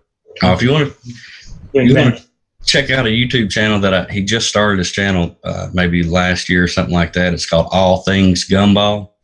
Oh, wow. It's this older gentleman, and he's hilarious to me. I don't know why. I like his humor. You may not think he's funny, but I think the dude's hilarious, and his videos are kind of, I don't know. I mean, they're amateur, but they're good to me. And he's making a living doing it like full time. And I started watching him, and I ended up buying 10 machines off of Craigslist. I actually saw him a long time ago, and then I kind of just forgot about the vending hustle and just kind of forgot about it. And then about 6 months later, I got back on it. I was like, oh man, I got to get into vending. Got to get into vending. So I checked back on Craigslist. Well, the machines were still on there. They've been on there for like 8 months, and he had them for $1,000. So I offered him $450. He ended up, $500. You can come get them. And they're U-turn exterminator machines, which is, it's got 8 different candies in one machine. It's a super tall machine. It spins and all this crap. But you got it for half price. Yeah, they work really good. I haven't had any problems. They're easy to service, clean. Been buying candy from Sam's Club and Walmart. It really hasn't made much money yet, but it's just something that I've got to the side. I mean, I'm paying my bills and living off of eBay and Amazon pretty much. The candy money's building up. Mercari. I'm leaving all my Mercari money in Mercari. I'm going to try to use that probably for Christmas shopping. Once the Mercari balance goes up, at the end of the year, I'm going to probably do all my shopping this year on Mercari using that balance. The Amazon money, I mean, they deposit every 2 weeks. So I try to leave that money alone. I mean, I live pretty poor, or I try to, but I've got a little bit of money going here and there everywhere. But it's wild, man. It's hard to hustle, Where do you find the vending locations at? How do you get those? You just talk to people, man. That's it. I mean, I buy my gas at the little country store here in town, and I talk to the people, and I know a guy that works in the warehouse part of it. I said, man, think I could put one of these machines in there? Oh, yeah. I'll talk to him. So he actually got me that location. And now I did talk to the owner one time, but now I just talked to the lady at the counter. And every time I go in, I give her a handful of quarters. Oh, you got to check it out. Make sure it works, make sure it's putting out the right quantity. And they're happy, boy. They're happy. It just makes me, I'm like, yeah, I got them locked in a couple quarters here and there, and they're happy. Oh, we got new candy. There's always detractors. I mean, there would be people who are saying, no, you can't there's no way you can make money with vending machines. It's saturated. There's too many people doing that. It's impossible to find locations, and then somebody goes out and proves them wrong. That it's just like with the drop shipping. I mean, people are exiting this industry every day, but then people are coming into the business every day, and it reminds me of that saying that every morning a gazelle wakes up and knows that it has to run faster than the fastest lion if it's going to survive, and then every morning a lion wakes up, knows it has to be faster than a gazelle if it's going to eat. But no matter what, when the sun comes up, you better be running, because that's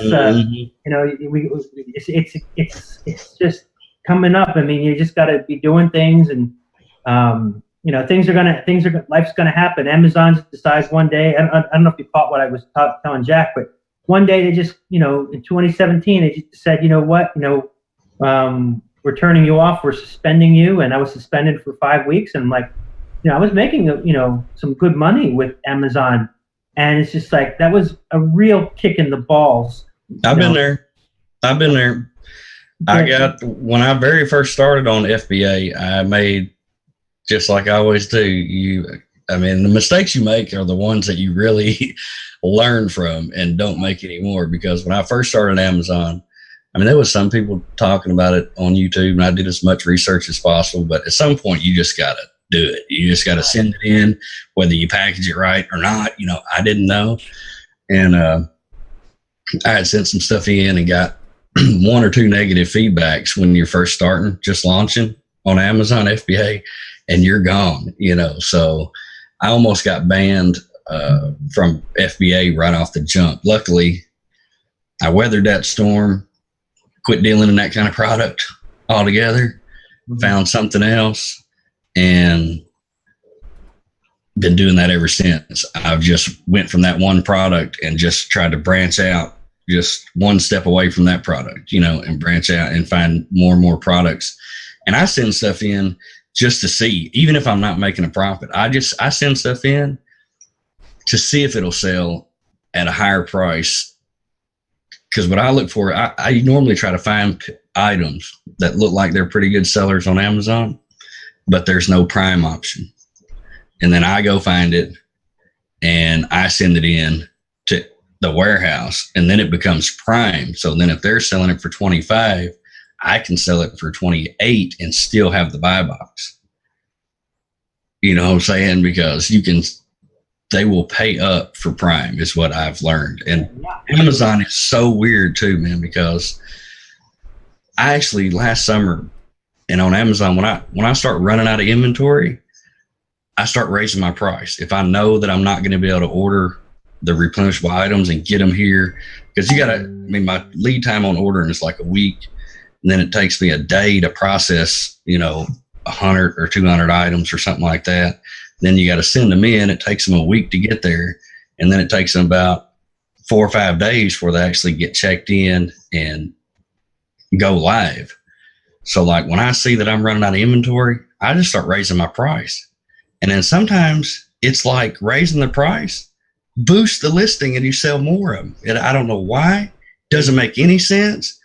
But then I leave my price as high as possible. I mean, in the items that I'm selling, there's a lot of private label people and there's a lot of other competition, and they're like bottomed out on their prices.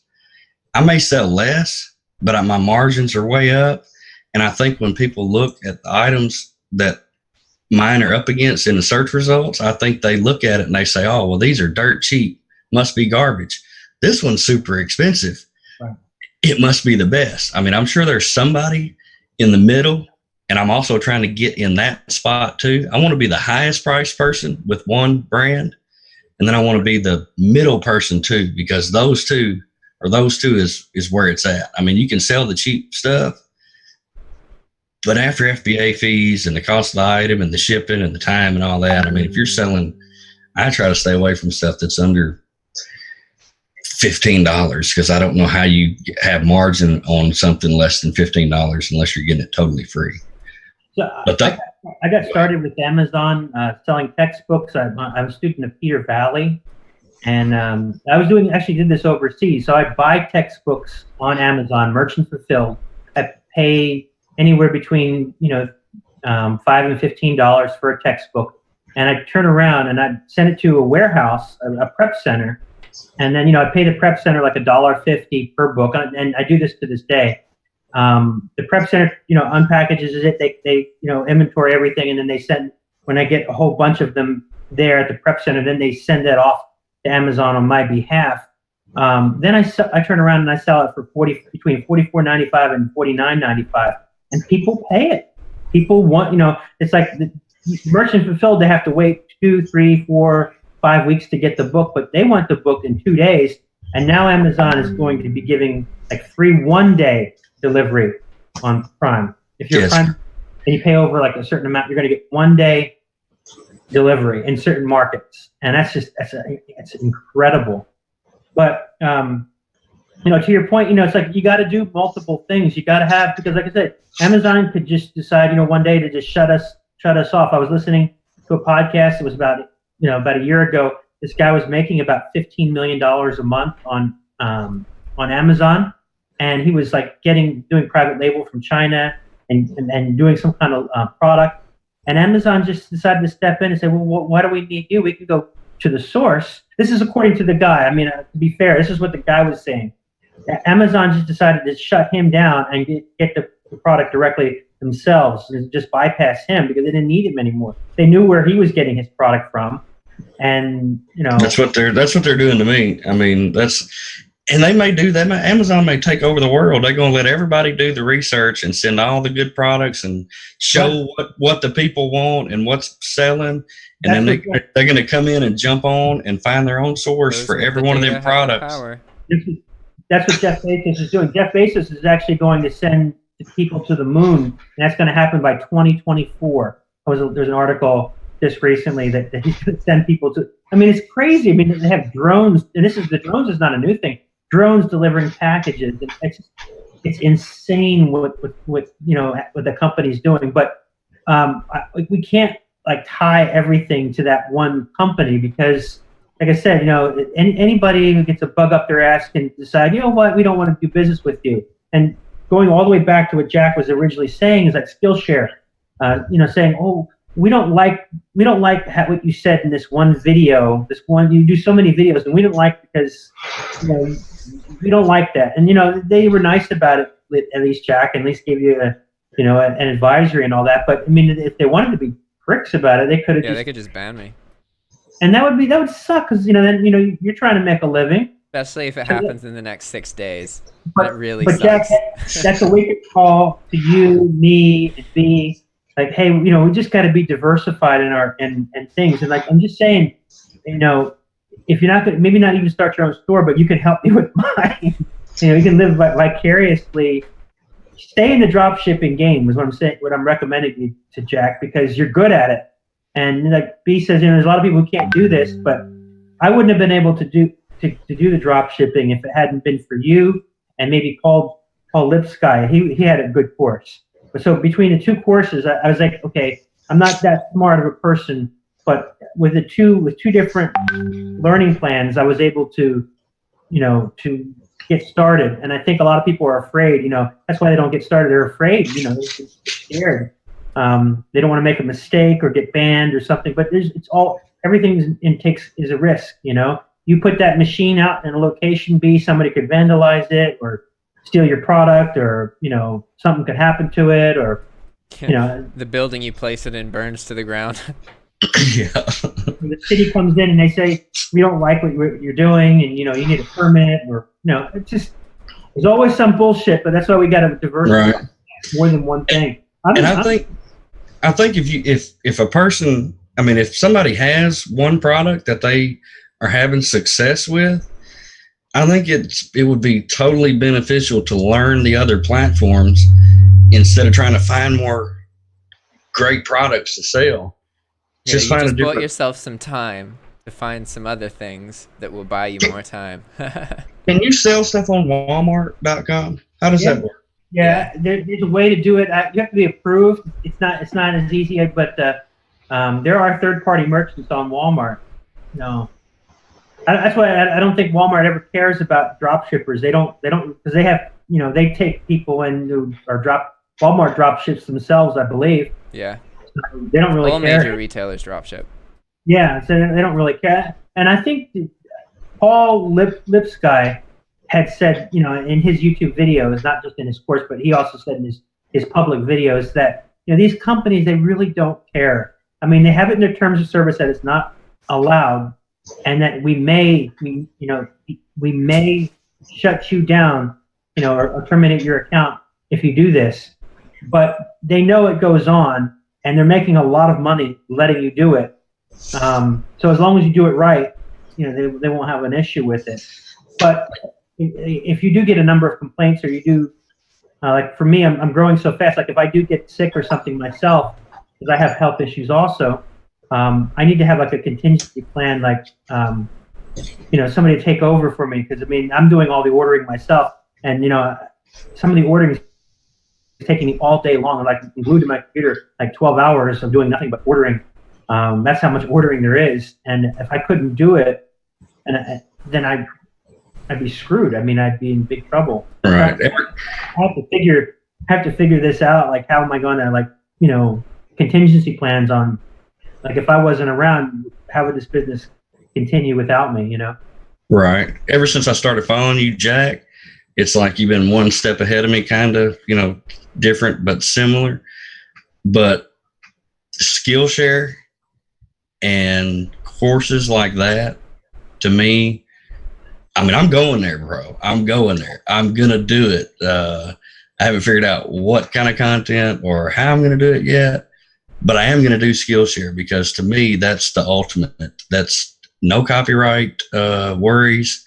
It's a replenishable item. I don't have to pack it. I don't have to prep it. I don't have to ship it. I don't have to worry about,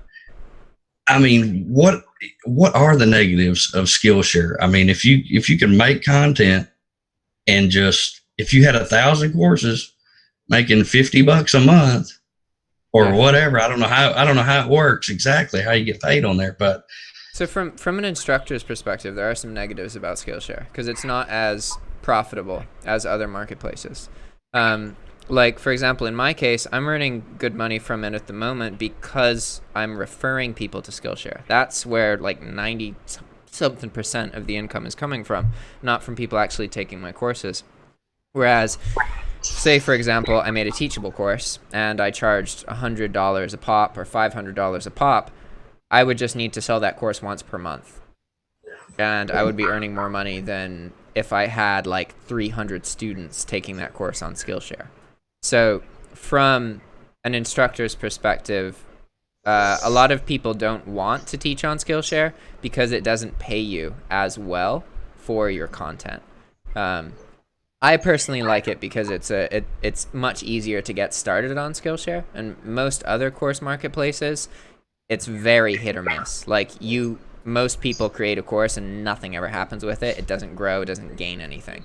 At least with Skillshare, like even my lowest growing courses, they still get a student every week or two. Like, so at least something is happening. Whereas like my paid YouTube course on Udemy, like I have a free YouTube course that sends people to the paid YouTube course. That course has gotten like 10 students in a year, something like that. And like it's so tricky because you have to do so much of the marketing to get traffic to your courses. And so like there are cons with Skillshare. There's cons with everything. But that being said, I really do like the platform, and I'm excited about it to see where it is in a year. I feel like if I don't get banned, then a year from now I will be earning good money from Skillshare. Yeah, don't get banned. Don't get banned. Yeah. You can start your course on vending. Do a course on getting started as a vending entrepreneur. Yeah. I'll go look at Skillshare and see if there's anything about vending. I used to make a lot of content, a lot of videos, but when something doesn't make money for a long time, it's hard to keep with it. So I was making a lot of, I've got a YouTube channel, I make content, whatever, but when sales start slowing down and money starts getting tight, then the free or the fun YouTube videos and stuff like that has to stop, and then I had to focus on. So I got out of the habit of making content because I used to have a Snapchat channel and do just all kind of different stuff and make YouTube videos and whatever. So I can make content. I'm pretty confident in that, but I definitely want to get into Skillshare, and whether it's talking.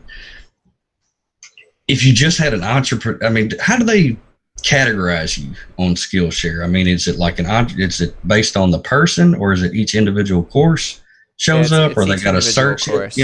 You can have like a theme to your courses if you want. Like for me, for example, the theme is like video editing and YouTube and all the things you would need to create courses and run a YouTube channel. Like that's my theme. But it's not supposed to be. You can't say anything about money or making money in the title. It's got to be more about just informative information. Yeah, you have to focus on teaching something specific, not indirect. So like they don't like it if you say like I got in trouble for my YouTube course, the first one I made, because the title was How to Earn Money from YouTube Doing What You Love, which I feel like that's not a manipulative title. It's effective. I feel like it explains the situation. But they didn't have any problem with the course itself and that I was teaching people to make money doing what they love. The problem is that they don't like having you literally just can't have the word money in the title. It's not allowed. So it's also relevant to understand that Skillshare, most of the courses on Skillshare are about like art.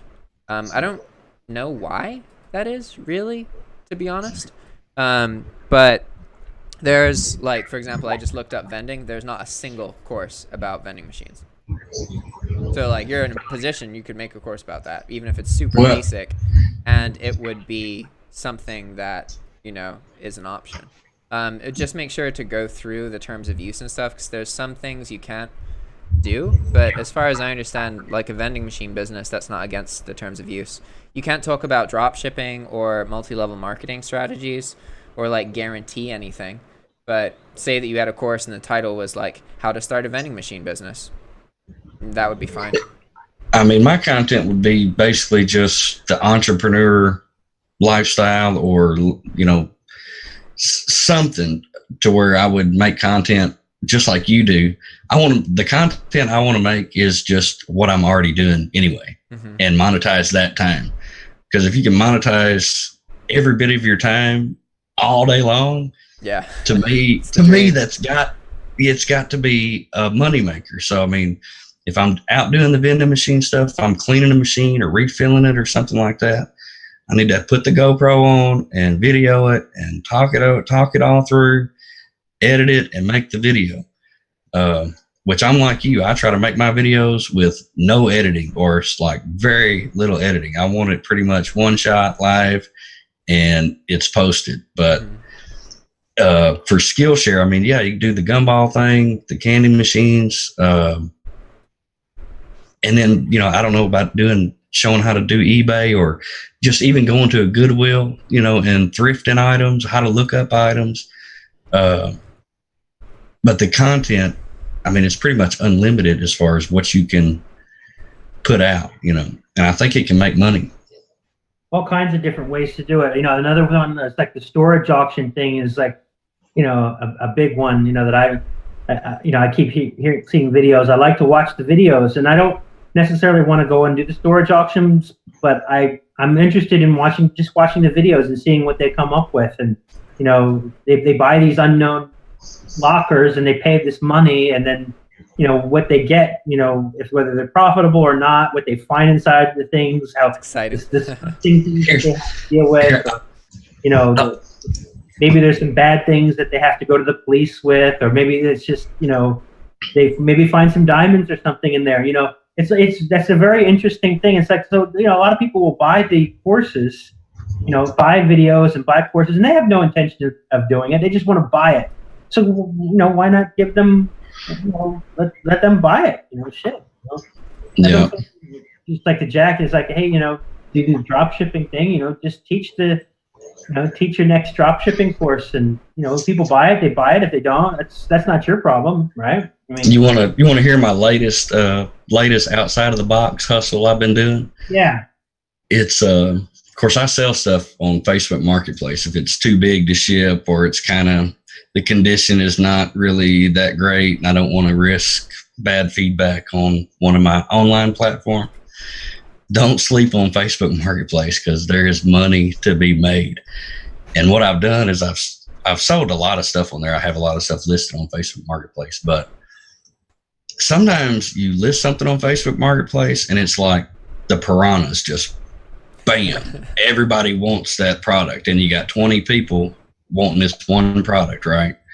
So then that gets in my head. I'm like, man, if I had 19 more of these, I could have sold 20 of them, and at $20 profit could have made, you know, whatever, $400.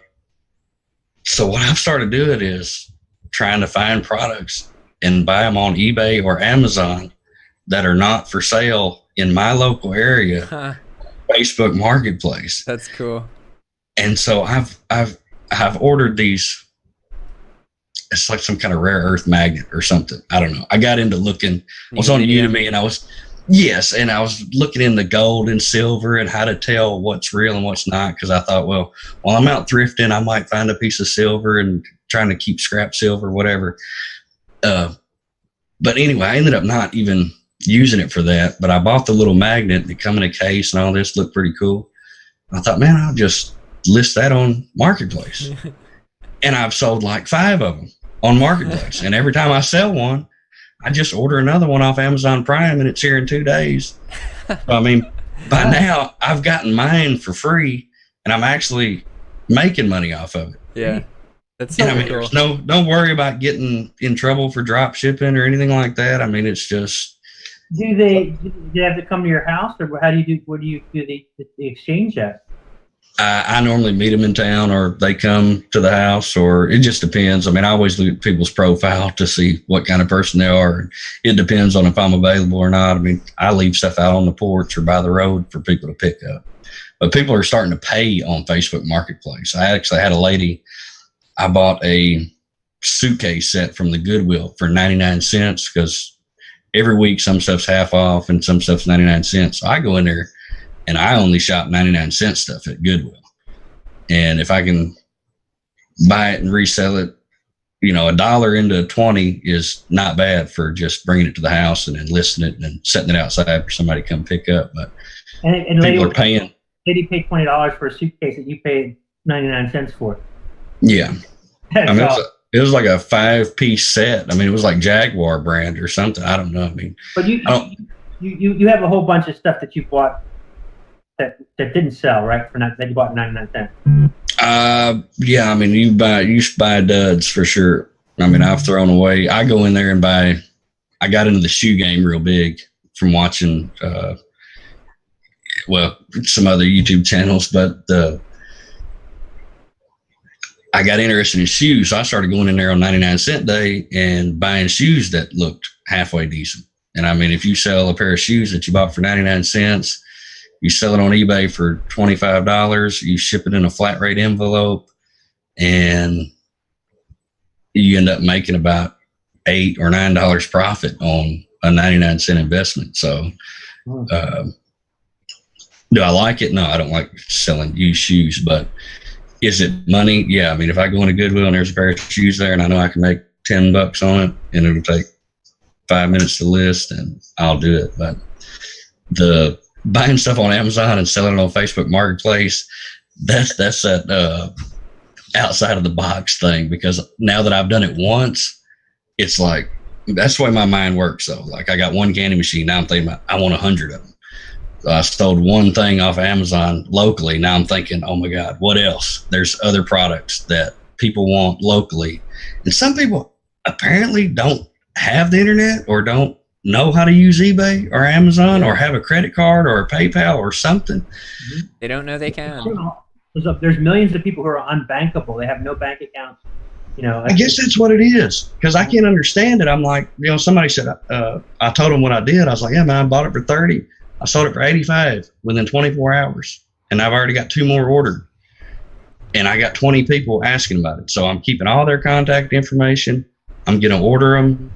And I'm going to contact all these people that were interested in that item. And I'm going to sell them as long as I can sell them. And when it quits, it quits. I got no money invested in it. I got no worries on feedback. I got no worries on no fees, no nothing, But that's the way my mind works. I find one thing that works, and it's like, oh God, I got to do it. I got to do it. Expand it, multiply it. We're going exponential. The whole point, Jack, is that there are so many different ways. I mean, that some of them are, like if you were doing the candy business, or, like getting the things like in the marketplace, maybe like certain opportunities you can't do because, it's just not, if you're like living overseas and all that. But there's so many things you can do. So you focus on the things that you can do.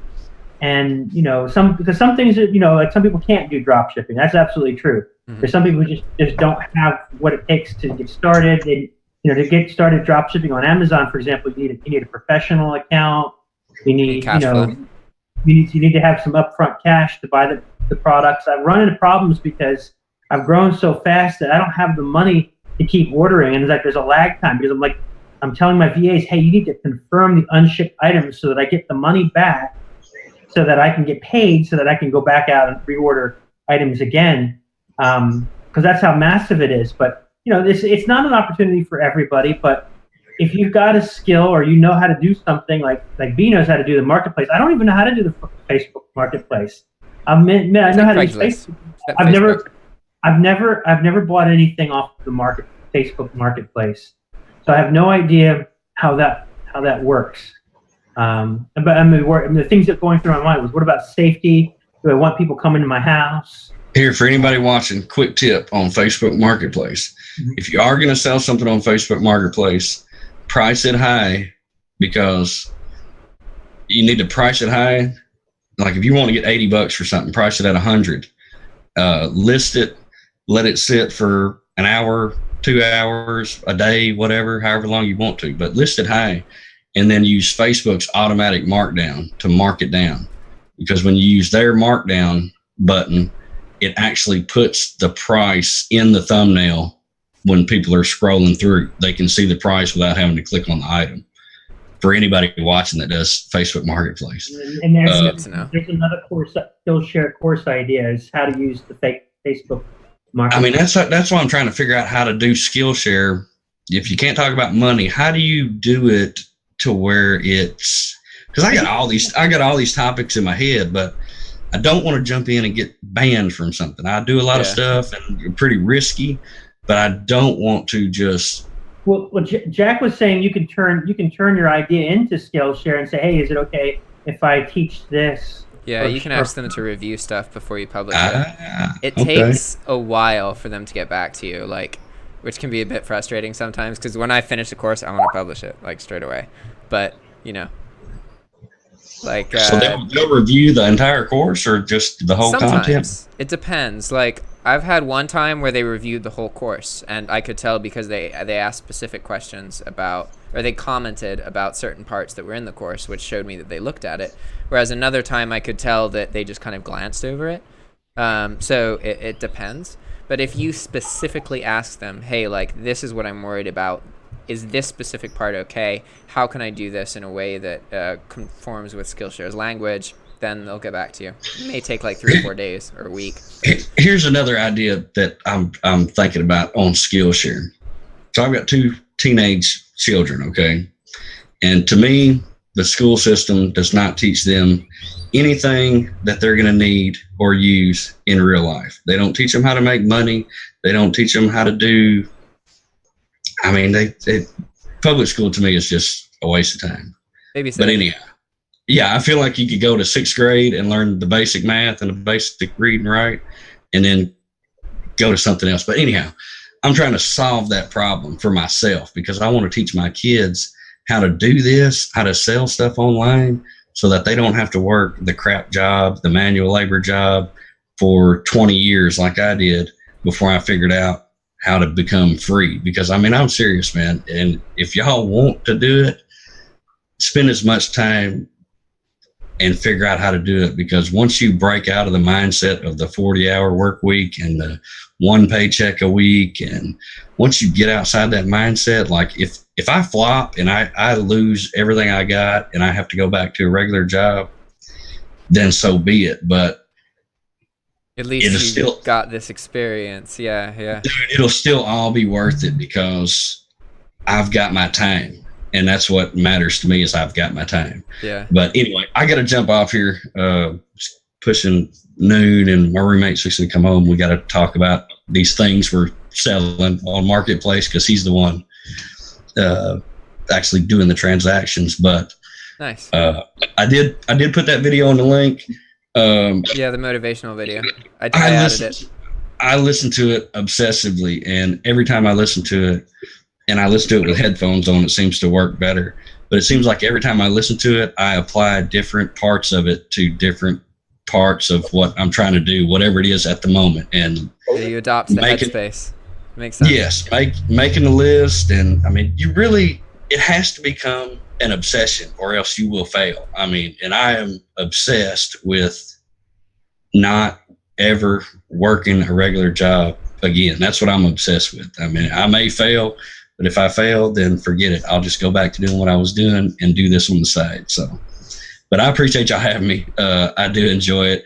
I wanted to jump in last week, but I was packing and shipping and I was behind and I didn't want to be on there trying to work and talk and all that at the same time. But even this discussion still, it sparks a lot of stuff in my head about, oh, I got to do this, I can do that. But at the same time, I'm trying not to get too far spread out and just, ruin everything I've been doing. But anyhow, I'm going to listen for a little bit longer and then I'm going to drop out. So y'all have a good weekend. I'm actually probably going to end the call. I have trouble talking or doing videos for more than like an hour and a half.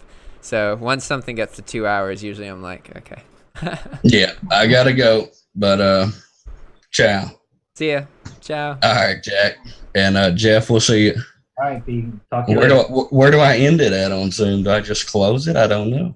Yeah, Yeah. You're in Zoom. You can just exit. Yeah. Right. Okay.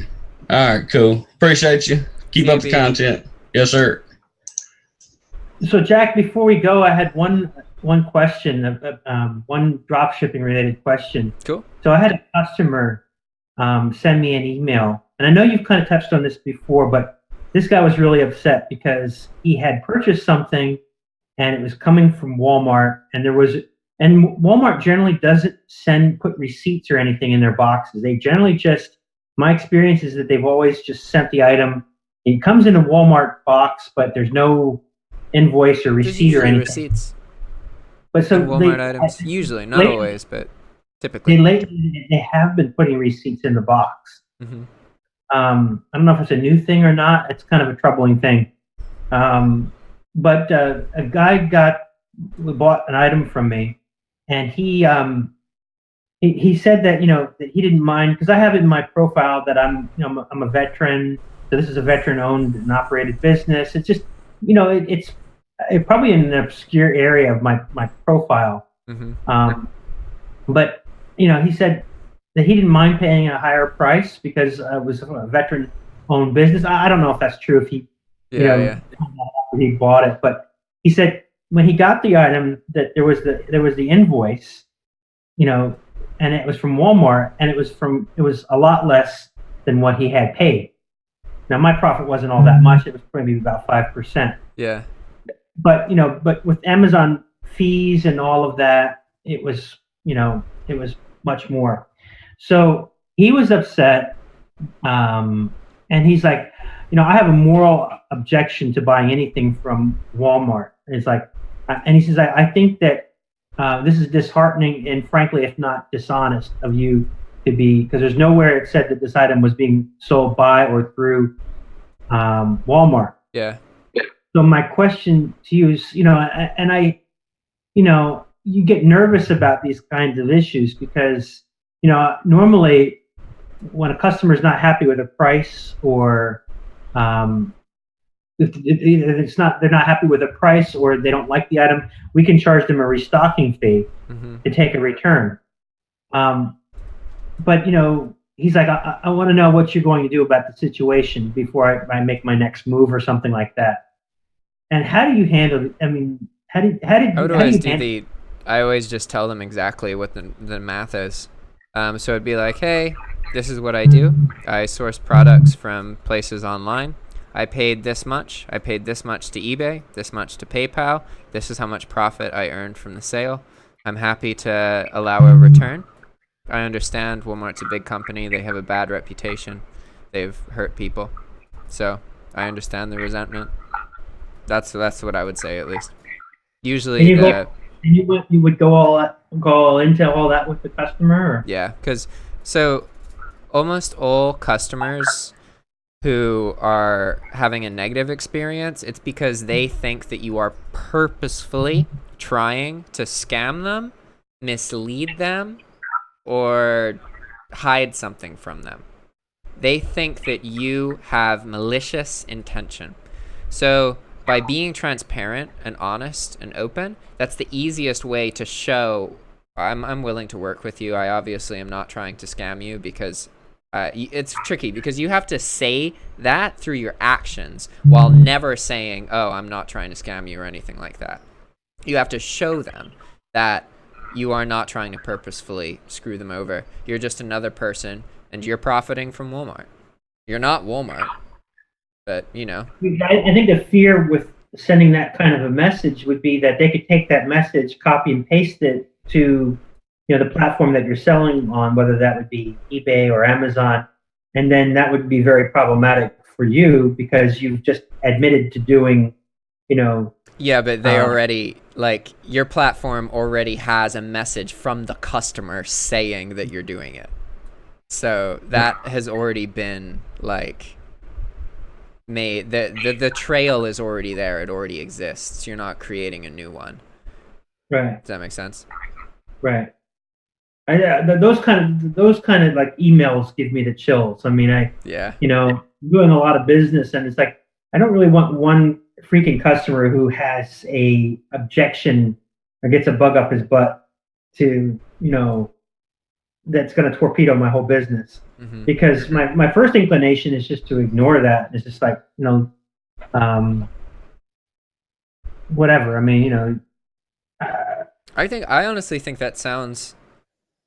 I personally used to really resent Walmart. So, I kind of understand the guy's position because Walmart has negatively affected a lot of small businesses.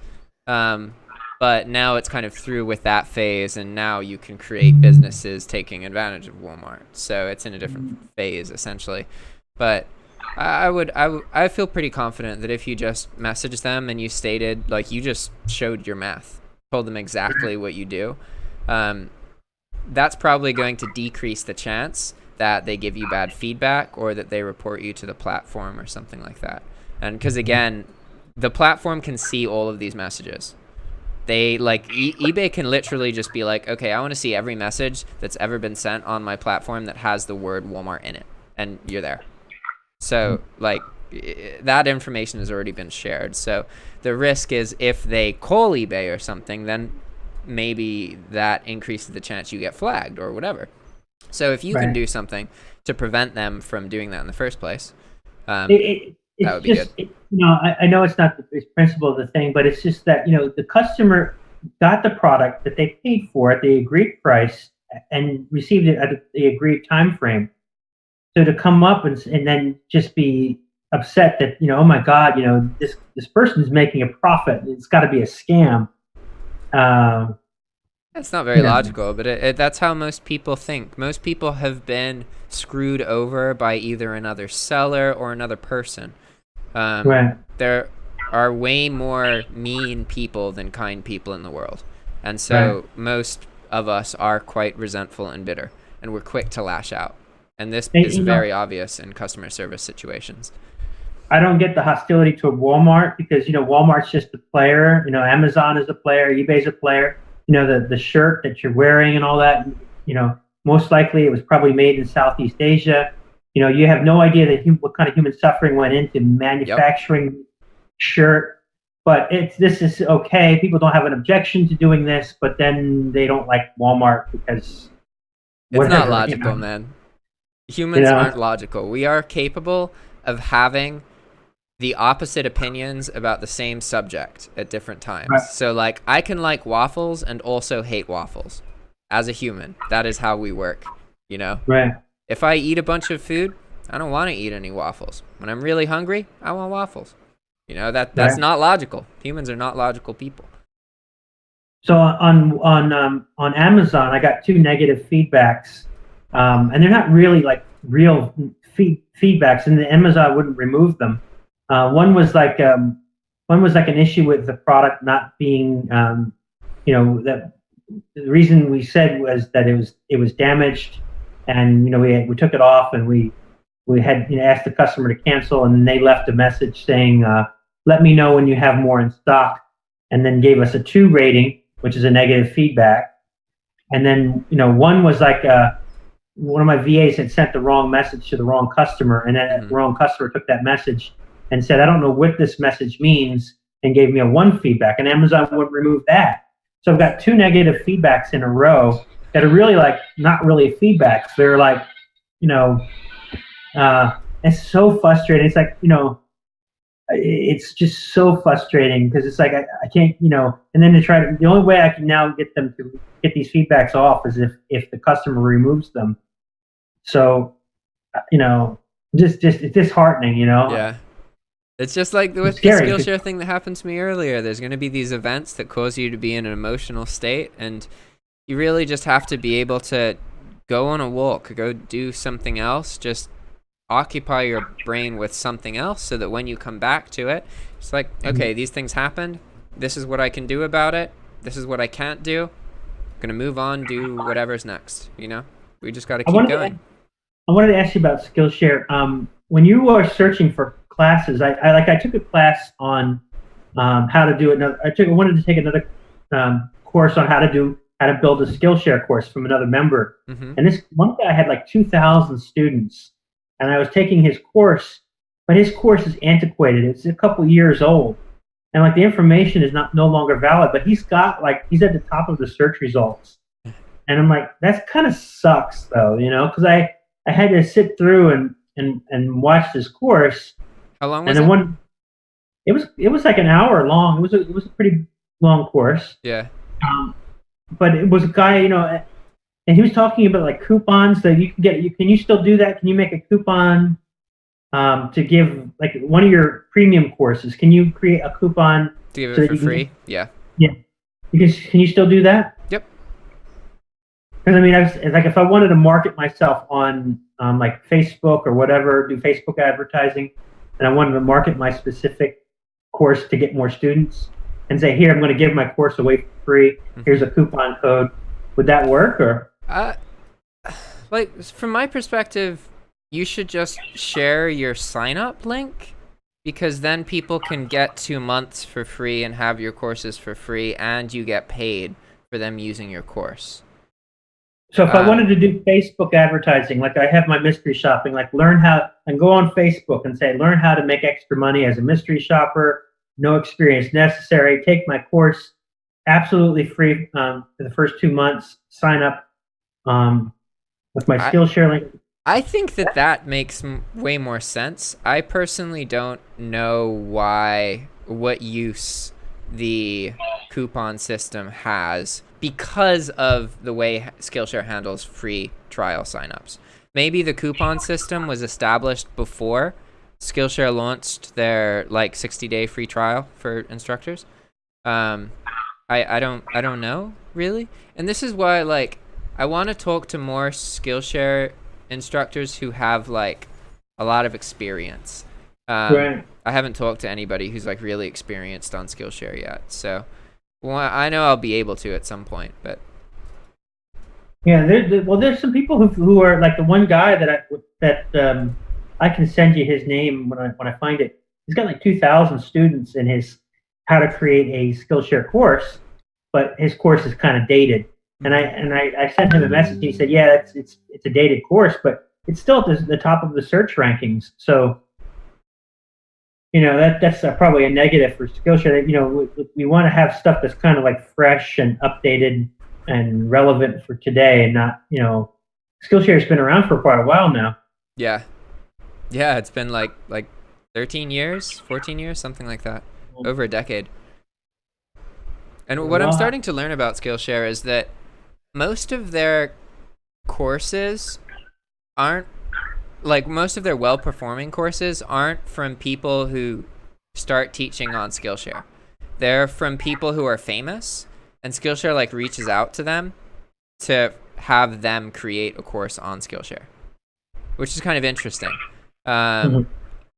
Because that's like kind of how most of the